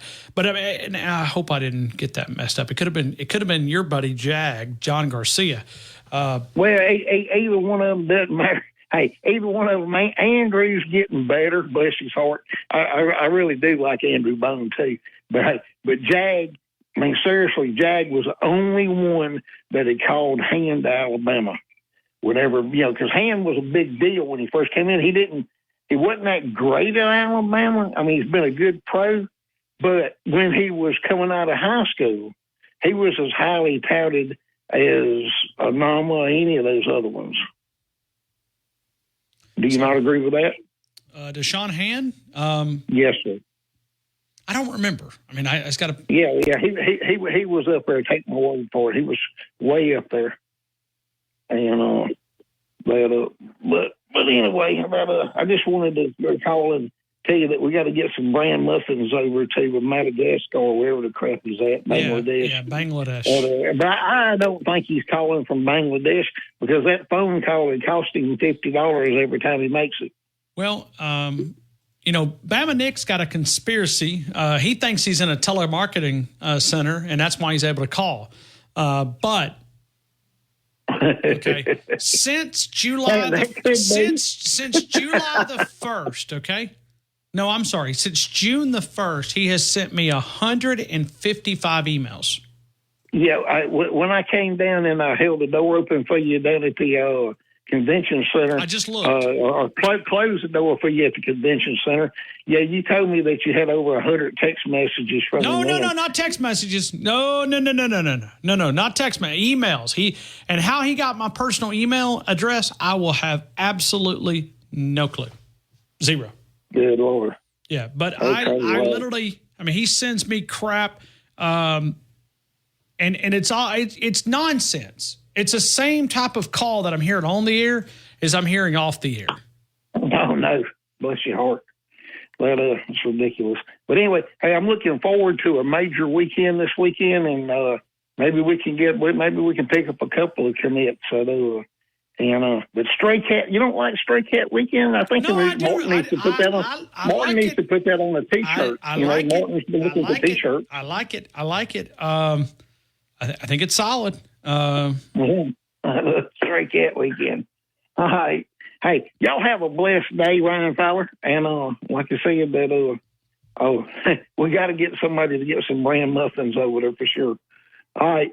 Thank you. Now have a great day. Yesterday, we made a big show. Thank you, Pat. We made a big show out of Peter Burns' comments, okay? He thought that Alabama was in a little bit better shape now with Kalen DeBoer if they would have been if Nick Saban would have returned. We're going to ask him to elaborate on that because it's one. He said he also kind of set it up saying this is a big hot take, okay? I sent him the message and I said, listen, we're going to be talking about this all afternoon. Peter Burns joins us next in Tuscaloosa. Tide 100.9, 1230 WTBC, your home of Alabama Crimson Tide Sports.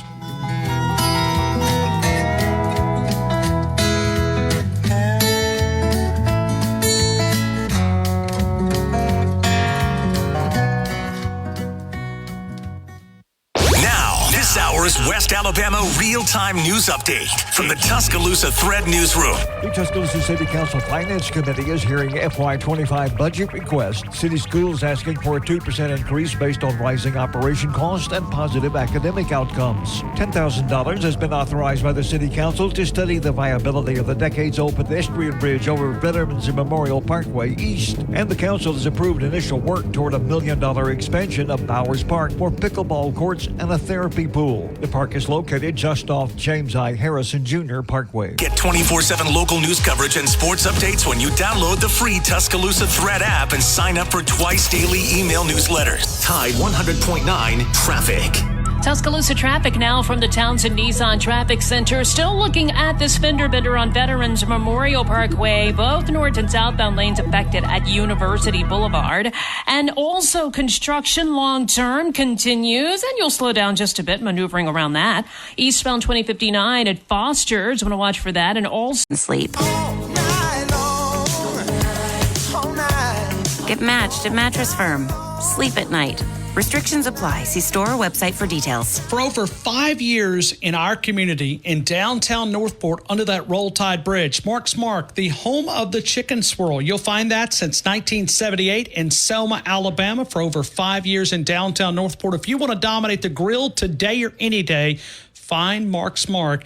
A great stop by on your way home. If you're preparing for dinner, they've got a lot of those gourmet dishes that you can find, the great casseroles, the dips, the appetizers, the great steaks, the pork chops, the burgers, and all the supplies you need to dominate the grill. It's Mark's Mark. Around the street or your living room, wherever. Grab some cheesy street chalupas at a participating Taco Bell today. For a limited time only while supplies last. Tide 100.9 Tuscaloosa weather. Mostly cloudy with occasional showers, maybe a few thunderstorms through tonight. The high today 83, tonight's low 71. Tomorrow mostly cloudy, and again we'll have scattered to numerous showers and thunderstorms around. The high 84. I'm James Spann on the ABC 3340 Weather Center on Tide 100.9. The best sports talk show in all of Alabama. The Game with Ryan Fowler on your home for Alabama sports. Tide 100.9 and streaming on the Tide 100.9 app.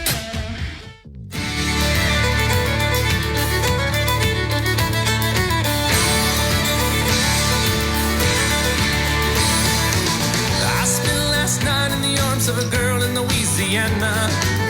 Though I'm out on the highway, my thoughts are still right back into the game here in Tuscaloosa. Tide at 100.9, 1230 WTBC. We are the flagship station of Alabama Crimson Tide football. We are heading over to the SEC Network, ESPN studio anchor. Guys does radio all over the country. Peter Burns, welcome back to T-Town. I hope you're doing well. Man, I'm recovering from a very interesting SEC media days last week, man. It was surreal to be in Dallas and surreal to be talking about the 16 teams as opposed to, the normal 14 that we're normally doing in talking season. Do you ever have a soft spot for these individuals that travel to all the media days? Like they go to the ACC, they go to the Big Ten, they go to the Big 12, because I'm not sure I could do it back-to-back weeks. Well, I mean, normally at least you're traveling on the company's dime, so that's not the worst thing. So that way, your expense report's kind of crazy, but at least, you're getting some good meals on the road. I do think it's probably, it's interesting when you see like Heather Dinich of the world who does the college football playoff stuff for ESPN, because you get an opportunity to see how each of these conferences handle themselves, at least most of the power conferences. Like what's the Big Ten like? What, the ACC vibe, both of those conferences are adding new teams.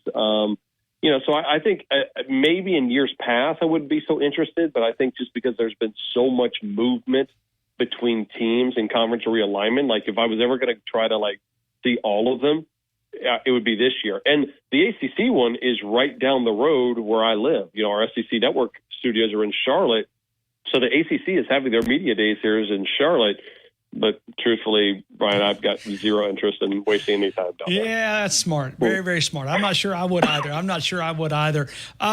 Peter, we made, we want to thank you for the content that you delivered yesterday. We probably played your audio and Chris Doering's audio 7 or 8 times during a 4-hour show. We played it multiple times, but we wanted to get you on to talk about it because, we kind of said, is Peter right? Is he right? Would you take Kalen DeBoer? Because we've learned a lot about Kalen DeBoer in the last 6 months, and I think a lot of people like what they're hearing here in Tuscaloosa. Yeah, and I looked at it as, more the idea, and, I think I prefaced it, and even Doering was like, hey, I saw this thing is getting some traction. I go, well, I'm not trying to be a hot take artist because, now, especially working with Saban, I think he's the GOAT. He's the greatest coach in the history of the game. But I just think that it's different now. And while I think Saban was incredible at adapting to things on the field, right? Like if it's in the rule book, like whether it's fast-paced offenses or no huddle or whatever it is, Saban found out hey, here's how I'm going to adapt my style on the field. Off the field, I think that he was willing to adapt, but I think it was almost begrudgingly, especially with the transfer portal, and especially with name, image, and likeness. And, I remember vividly there was, 2 stories that had come out about, 2 guys that had come in to Coach's office way back in the day asking in this kind of new world about, hey, I need you to do this, this, and this, or else I'm going to transfer. And kind of Coach is like, well, okay, best of luck to you. And so I'm not saying every program needs to do that and bend the knee of the players. I just think that there is a new style of college football, and I don't think it's the style that Nick Saban ultimately was dominated. It was the king of the world at. You'll recognize this name. I think he's the greatest defensive line coach to ever coach. He's very close with Nick Saban. I'll never forget when Nick Saban retired, we reached out to Coach Pete Jenkins. We said, come on the air, please, please. Sure. He knows him so well. He cried on our show. He literally, he teared up. And he said, I hope people realize what is happening here. And he said, and the way he explained it, he said, it's not that he couldn't do it. His heart wasn't in it. His heart was not in this new game of NIL. And I was like, man, wow. I mean, just cold chills, like thinking about how he said it and ways, why he said it. Yeah, it's just different, right? And I mean, and I think everybody is quick to be like, "Oh, college football is dead as we know it." But like, no, it's or dead, and it's going to be, it's professional football. And I was like, well, let's be honest with you, it's been professional football for a while, right? But I think you look at television ratings; they've never been higher for college football. The attendance is up. The interest in the game is skyrocketed right now. The people talking about it. There are people more excited about this season coming up with the 12-team playoff as I can ever remember people being ready for a college football season, right? Like, I mean, now you're looking at an SEC team or a conference with 16 teams. And Brian, you're talking about probably at least 8 of them, if not more, feel like, hey, man, if things go right, we could be a college football playoff team. That never has happened before. At most we'd have 4 or 5 teams that kind of thought, oh, hey, man, the stars have to align. Now we've got more teams. So I just think it looks a lot different. And I think ultimately, it comes at a time where Saban, after that run and arguably the best coaching job he's ever done with the way that he took that team and the way they looked in that rain delay at South Florida to going all the way to beating Georgia in the SEC championship, I think, him stepping away might have been the best thing for him, might have been the best thing for the future of Alabama football as well. And one of the other things that we kind of discussed yesterday is how Coach Saban was such a defensive-minded, coach. Kalen DeBoer kind of matches up with college football because we've almost shifted to offense. If you don't have an offense, you can't win in college football. Right. And they kind of gave you an out a little bit and said, well, Kalen DeBoer is more of an offensive-minded guy. That was a pretty good comment from one of our callers. Well, and I mean, you look at what gets you into the college football playoff. It's pretty much having a dominant quarterback. Right. I mean, you need to have a dominant quarterback to be one of those guys now. And I think that's, if you look at the track record that DeBoer had, especially with the work that he did with Penix, and you look at Jalen Milroe, I mean, once Alabama last year, say what you want about Tommy Rees, but once they just said, hey, we're not going to make all these quarterbacks play the same playbook, we're gonna go all in on Jalen Milroe's skill set, they were arguably one of the most unstoppable teams in the country. Now, it also helped if the center could snap the ball to him, and that's a whole different story, and hopefully they got that fixed coming up this year. But, would DeBoer to have that opportunity to put his hands around Jalen Milroe and the game slow down for him, guy is going to be the limit right now for Alabama. And I go back and I use this reference in media days last week, is that there was a famous steakhouse in Omaha, home of the College World Series, that we used to always go to, and it's called the Drover. Like it's an old school steakhouse. It's known. It's historic. It's great, right? Well, they had like a small kitchen fire a couple of years ago, and they shut it down and they rebuilt the whole thing. It made it look incredible. It's great, but the meal is still just as good. And that's almost how I feel like with Alabama football, is the fact I'm like, yeah, there might be a different look to it. It's going to feel different with Kalen DeBoer on that sideline and not having the greatest coach in the history of the game, Nick Saban, there. That doesn't mean the meal's going to be that much different. And that's the reason why, again, I know you played LSU, calling Baton Rouge on the way in. As an LSU fan, I'm still scared as hell about Alabama. Every single year, that ain't going to change anytime soon. Peter, when you look at Alabama, what are fair expectations, reasonable expectations for year number 1 in Tuscaloosa? Well, I mean, the reasonable expectation in Alabama is going to be a college football playoff. That was a true part under Saban, under 4 teams, and it should be the fair expectation with Kalen DeBoer as well. It's a pass or fail thing at Alabama. Did you make the playoffs, or you did not, or you didn't? There's no good year, bad year, whatever. Now, in the past, I think when you were ripping and before Georgia had its run, I think you would look at it and go, did you pass or fail? Did you win a national championship? right now with the passing of the torch to DeBoer, I think the pass or fail is did you make the college football playoff? So it would be a disappointment in a 12-team playoff if Alabama does not make the playoff. I don't know if anybody's going to say that inside the building, but that's the truth of the matter. Like when you got 12 schools and more than likely at least 3, if not 4 from this conference are going to get in, I can't recall a time that it wouldn't be looked at as an absolute disappointment if Alabama wasn't one of the top 4 teams in the SEC. Peter, who is one of the teams that we're not talking enough about in the SEC that you think you're looking at on paper, you look at the coaching staff, you look at the roster, and you say, well, they can really become part of the conversation October, November, but we're not spending enough time in July and August? Yeah, I mean, to me, everybody's going to talk about Lane and Ole Miss, and rightfully so because of the job that they've done, but Missouri is top of the mind to us. I mean, like, to me, I look at their schedule, and they're going to be favored in 11 of the 12 games that they're going to be favored, that they play. I mean, I think it's the Texas game or Georgia. I can't remember which game that they have on the schedule that they probably won't be favored. But outside of that, they should be favored in every other game. So they bring back Brady Cook. I think Luther Burden III is unbelievable. Probably the Blitnikoff Award winner, maybe a Heisman Trophy finalist. So, and I learned something at Media Days this week or last week. Well, traditionally, Drinkwitz is a very kind of class clowny type coach. Like he's always got the quick, joke or says something and tries to stir the pot. I noticed he was very subdued at Media Days. And normally when I see a coach doing that, normally that means they think they got a really good team and they don't want to step on any landmines over at Media Days. And that's exactly what Drink was. So, Missouri, for me, is a team that I think everybody needs to kind of like, hey, all right, I was in on that team before they started having a whole lot of success. You got Chick-fil-A at number 3. Peter, what are you doing here? I mean, Sonic is ahead of Chick-fil-A on your fast food restaurants?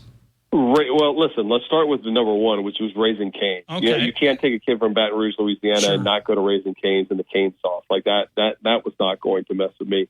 Like you have to understand too. Like it's all about where you were in parts of your life too. Like in high school, Sonic. When I was in Kingwood, Texas, Sonic was the place where everybody gathered. It was like the town square. Like everybody got there. So like some of my best memories were there. So the amount of things that I've tried, just being bored on that menu, were incredible. And then Chick-fil-A, of course, is damn Chick-fil-A. So yes. I literally have never been so disappointed in the United States of America when USA Today put their poll of the top 10 fast food restaurants and Del Taco was number 1. Oh, I don't even know what to say. It was a sad day for the United States of America. Yeah. And now going back to Texas. Were you one of those because I always tell the kids nowadays, I work with interns every day, the young folks, we used to cruise around fast food chains, okay? That was kind of the old school day. We would cruise, we'd have a car, and I never had like one of those fast cars. I couldn't afford one, but you always had a buddy that did, and you would cruise around, and, you got McDonald's at the top 10. That used to be the turnaround spot for us up in Boaz, Alabama. You'd hit the McDonald's, you would see where everybody's hanging out, right? Yeah. Like you would see, I mean, that's the reason why Sonic is so near and dear to my heart is because that's kind of how it was. Like you would take in high school, everybody would grab in the car and again, you're either at this place or you're at another one. We used to have like CC's Pizza in the front of Kingwood, Texas, or it was Sonic. And you'd literally make the loop and you'd be like, hey, where's everybody hanging out? And more often than not, for me, it was Sonic. So. Okay. But now we give you a mulligan by putting Chick-fil-A at number 3, but McDonald's at 10. Yeah, I mean that's a little tough. Jack in the Box. I mean that's kind of that's a good one. Not around here, but it's a good one. The sourdough Jack is pretty damn strong. Well, and the soggy tacos are really solid at Jack in the Box too. Oh, dude, when I had no money back in college, and I would do like the 2 tacos for 99 cents, that got me through a lot of hangover meals in my day. Peter Burns, ESPN, at Peter Burns, ESPN, straight up on the Twitter account. Peter, we'll see you, and hopefully we'll cross paths very, very soon. Go ahead. Real quick, are people pissed off at what I said? I know it was part of conversation. No, they're mad at what I said today, okay? I made them mad because I took your conversation yesterday, and I added to it today, and I said, what if Kalen DeBoer wins the national title? Is that some way embarrassing Nick Saban? I mean, honestly, I think it's building upon. And I will tell you this, knowing Coach Saban and the love he has for Alabama now that he's a coworker and just I know that, I think that the first person who would have the biggest smile on his face would be Coach Saban. Maybe even a bigger smile than Kalen DeBoer. A, because he's got all those players recruited. And then B, it's like, all right, I left this place that I love and loves me in really, really good hands. Well, and you got to keep in mind, Alabama's not won a national title. It's 1 in 6 years. So 1 in 6 years because... My God, the drought. My God, the drought. Unbelievable. Well, I mean, we're kind of like walking through the desert without any water, man. We need water. We need water. And, it has been unique to cover this transition. I know that your colleague, Marty Smith, said it. You talk to people in the building. Peter, there is a different vibe in Tuscaloosa. I mean, it's different. Yeah, I mean, but what is it? Tyler Booker, was that the kid's name that went over to Media Days or whatever? Yeah, it was. He told me. He sat on my set for SEC this morning. He goes, you know what? It's a different vibe, but it didn't seem like it was a sad vibe. Like sometimes I hear when coaches leave, people are upset. They're like, this is more of like, man, this is kind of fun. Like, so, just because it's different doesn't mean it ain't good. So. Hey, Peter, I appreciate you, man. Have a great rest of your. I gotta work this in. Okay. Bama Nick said if I did not say hello to you, that he would never call into our radio show again. So Bama Nick's our number one caller, by the way. So Bama Nick's a legend. So glad we got it in. I'm glad we're glad it in. I worked that in. Peter Burns, thank you, man. Hope you have a great rest of your day. See you, bud. Thank you, man. Peter Burns, ESPN SEC Network. We'll continue with more of the game. T-Town Tide 100.9, 1230 WTBC, your home of Alabama Crimson Tide Sports.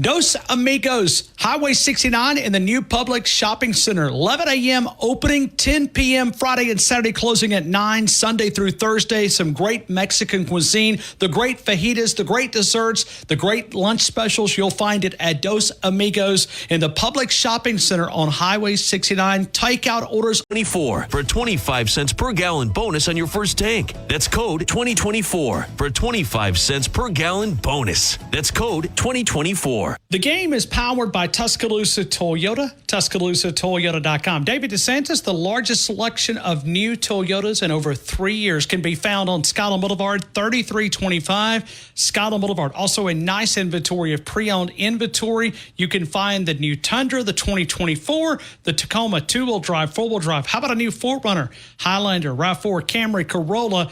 For those outside of Tuscaloosa, save money by driving to Tuscaloosa and buying here with a great tax rate. Customer service is a priority at Tuscaloosa Toyota, TuscaloosaToyota.com. The flagship station for Alabama Crimson Tide Sports, Tide 100.9, and streaming on the Tide 100.9 app. Said, honey, we may be through, but you'll never hear me complain. 'Cause I got friends in low places where the whiskey drowns and the beer chases my blues away. And I'll be okay. Yeah, I'm not big on social graces. Think I'll slip on down to the oasis. So I got friends. As number 1, Sonic Drive-In number 2, Chick-fil-A number 3, Panda Express. Okay, I can do that. I don't do it probably enough. Whataburger, the spicy ketchup is good. Popeye's chicken. If I'm lying to you, I've not tried the new chicken sandwich that's like 4 years old that everybody went crazy that was waiting out in the streets everywhere to try this chicken sandwich. Arby's, they love the meat, right? Burger King, nothing wrong with a good Whopper. Starbucks, I don't do coffee, so it really doesn't do anything for me. Starbucks, most of us right-wingers are not really allowed at Starbucks. Are we? Are we allowed at Starbucks? I mean, I don't know. I normally I see, save the dolphins, save the microorganisms, those type of shirts in there. I don't know. Maybe my Trump Vance hat probably wouldn't work. Got me one today, by the way. Got it in the mail. Thank you. Jack in the Box, I can take. McDonald's, not really. It's not for me. The fries are good. You eat a little different type meal, and it's not an option. I mean, McDonald's is nothing. I mean, it's like, you go back to the day, the All-American meal for what, $1.99 or $2.99 when you were poor, college kid, high school kid, your parents gave you $10, you wanted to spend $8 in the arcade, you dug out of the ashtray and got a few extra pennies, and you got the $1.99 American meal just where you could be cool, right? McDonald's was okay. Like I said, Starbucks would be my only. I can't do Starbucks, and I wouldn't have Sonic that high. I mean, after they did away with their Frito pie, it's just not the same. I mean, it's just. The only one I agree with is Raising Cane's at number one. Yeah, but we don't even have a Raising Cane's. Well, no, we have one at the university. We have one at the university. Yeah, but nobody can go there unless you're a student because the parking's such a disaster. I've spent way too many dining dollars at that Raising Cane's. Okay. I've spent way too many dining dollars there. Okay, and like I said, Sonic Drive-In, okay, Chick-fil-A, Panda Express, the orange chicken is pretty solid. Nothing wrong with that. Like I said, Starbucks, man, people go crazy over Starbucks. It's almost become like a fad. It's just, hey, we gotta have our coffee at Starbucks, like a status symbol.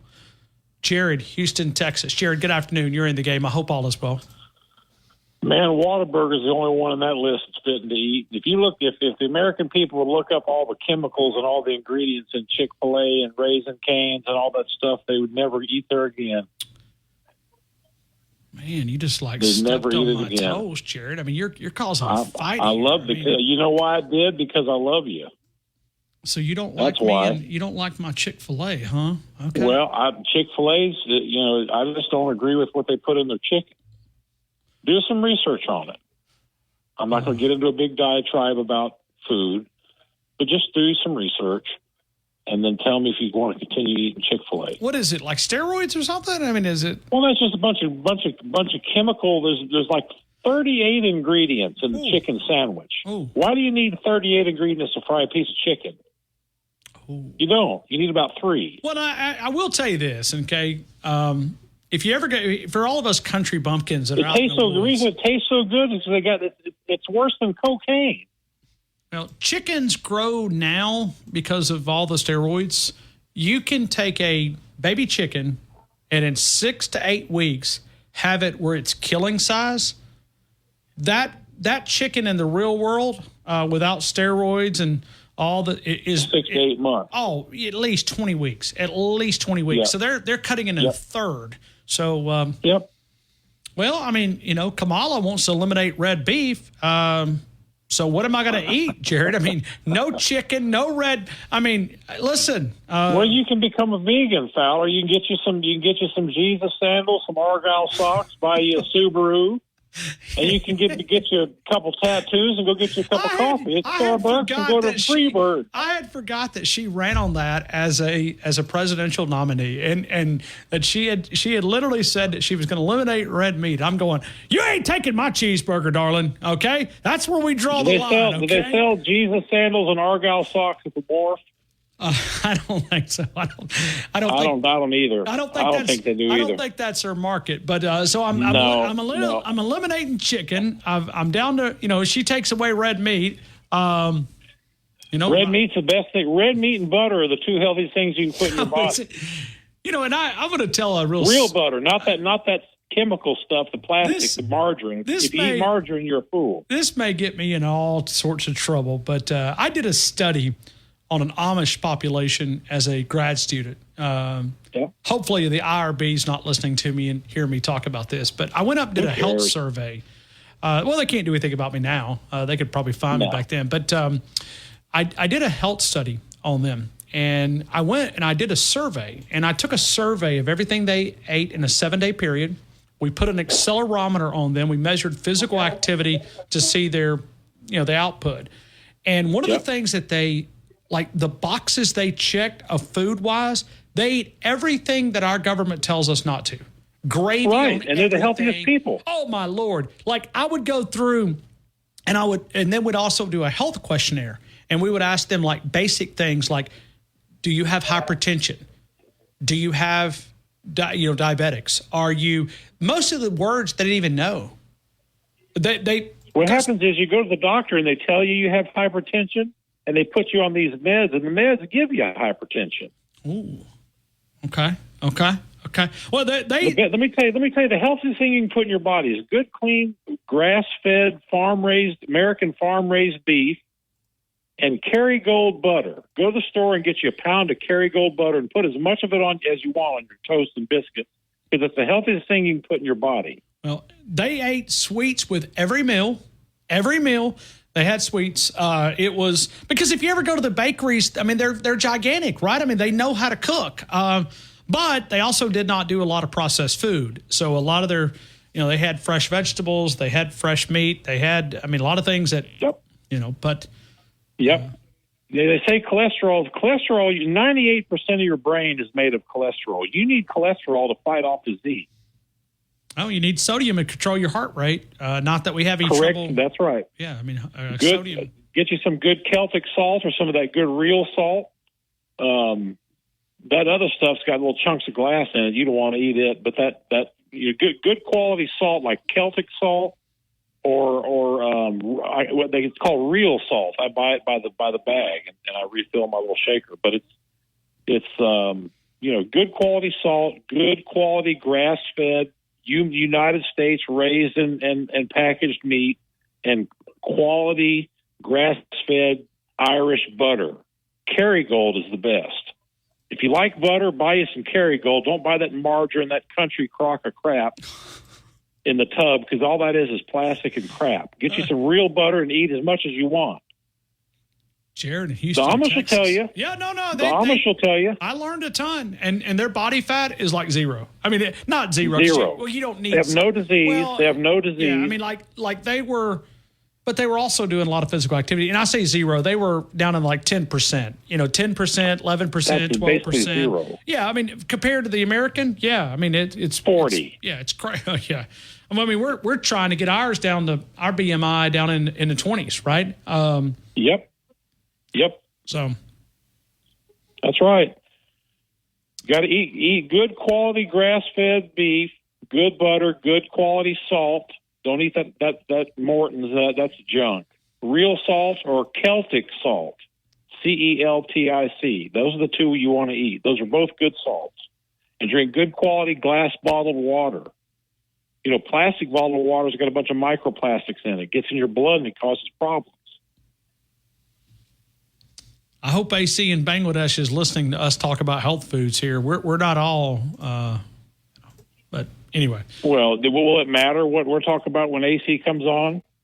No. It ain't going to matter, because he's just going to go off in left field about some stuff that nobody understands what he's saying. Yeah. Well, it sounds like Joe Biden up there when he talks. Here's the email that he sent me. He sent me 3 emails since he got off the air. I'll only read one.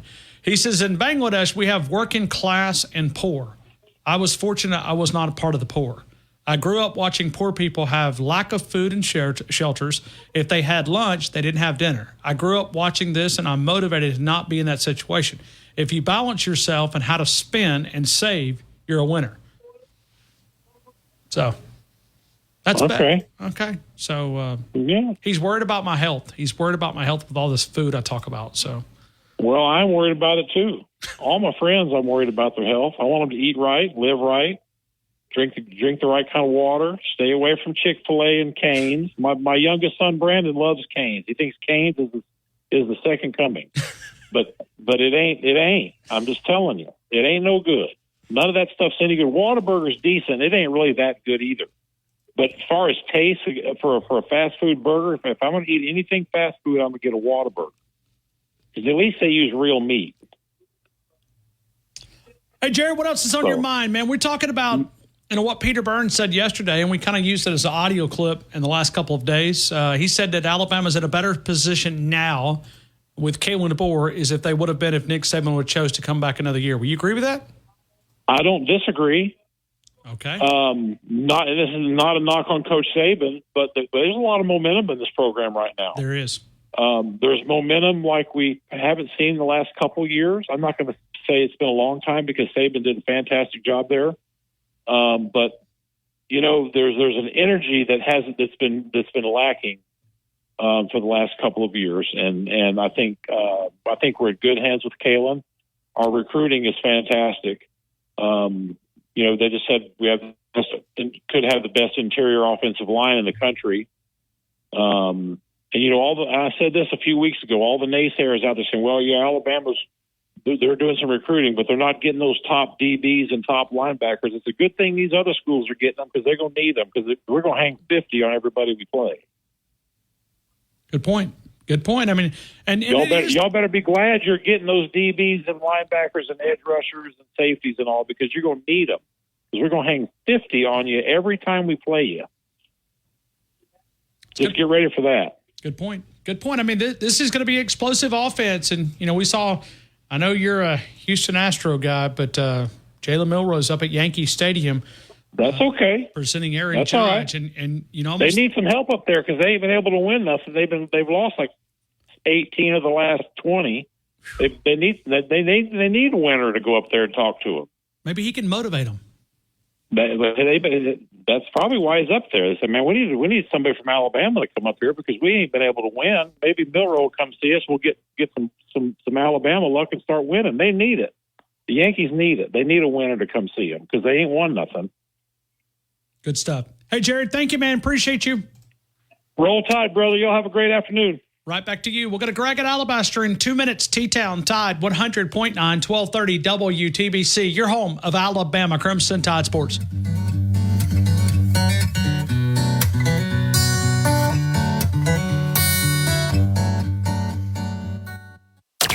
Go inside the Alabama Crimson Tide with the Gary Harris Show. Hey, everybody, it's Gary Harris. Coming up Thursday morning on the Gary Harris Show at 9 a.m., the return of the coach, Ellis Johnson, will be back for another season of great college football analysis and insight, plus Jeff Spiegel from ABC 3340 and your phone calls. That's the Gary Harris Show, Thursday morning at 9 a.m. Catch the Gary Harris Show Monday through Friday, 9 to 11 a.m. on Tide 100.9 and Tide100.9.com. Tide 100.9 Traffic.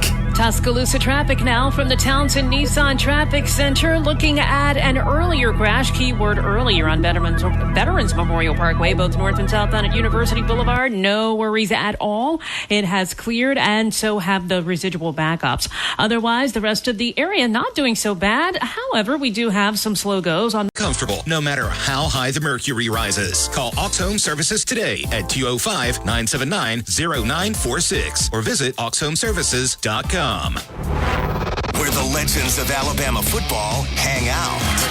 Draw play. Lacey. Huge hole. Touchdown. Yep.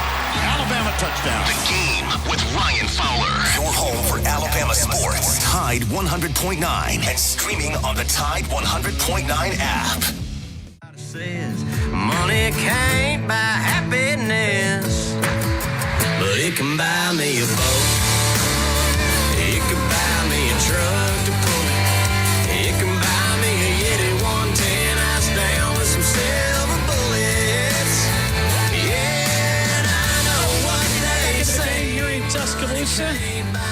Let's continue with more phone calls right here. Let's go to Greg at Alabaster. Greg, good afternoon. You're in the game. I hope all is well. All is well, Ryan. How's your day been? Oh, it's good. It's good. It's a good day. Good day. It's a little rainy, which is always good.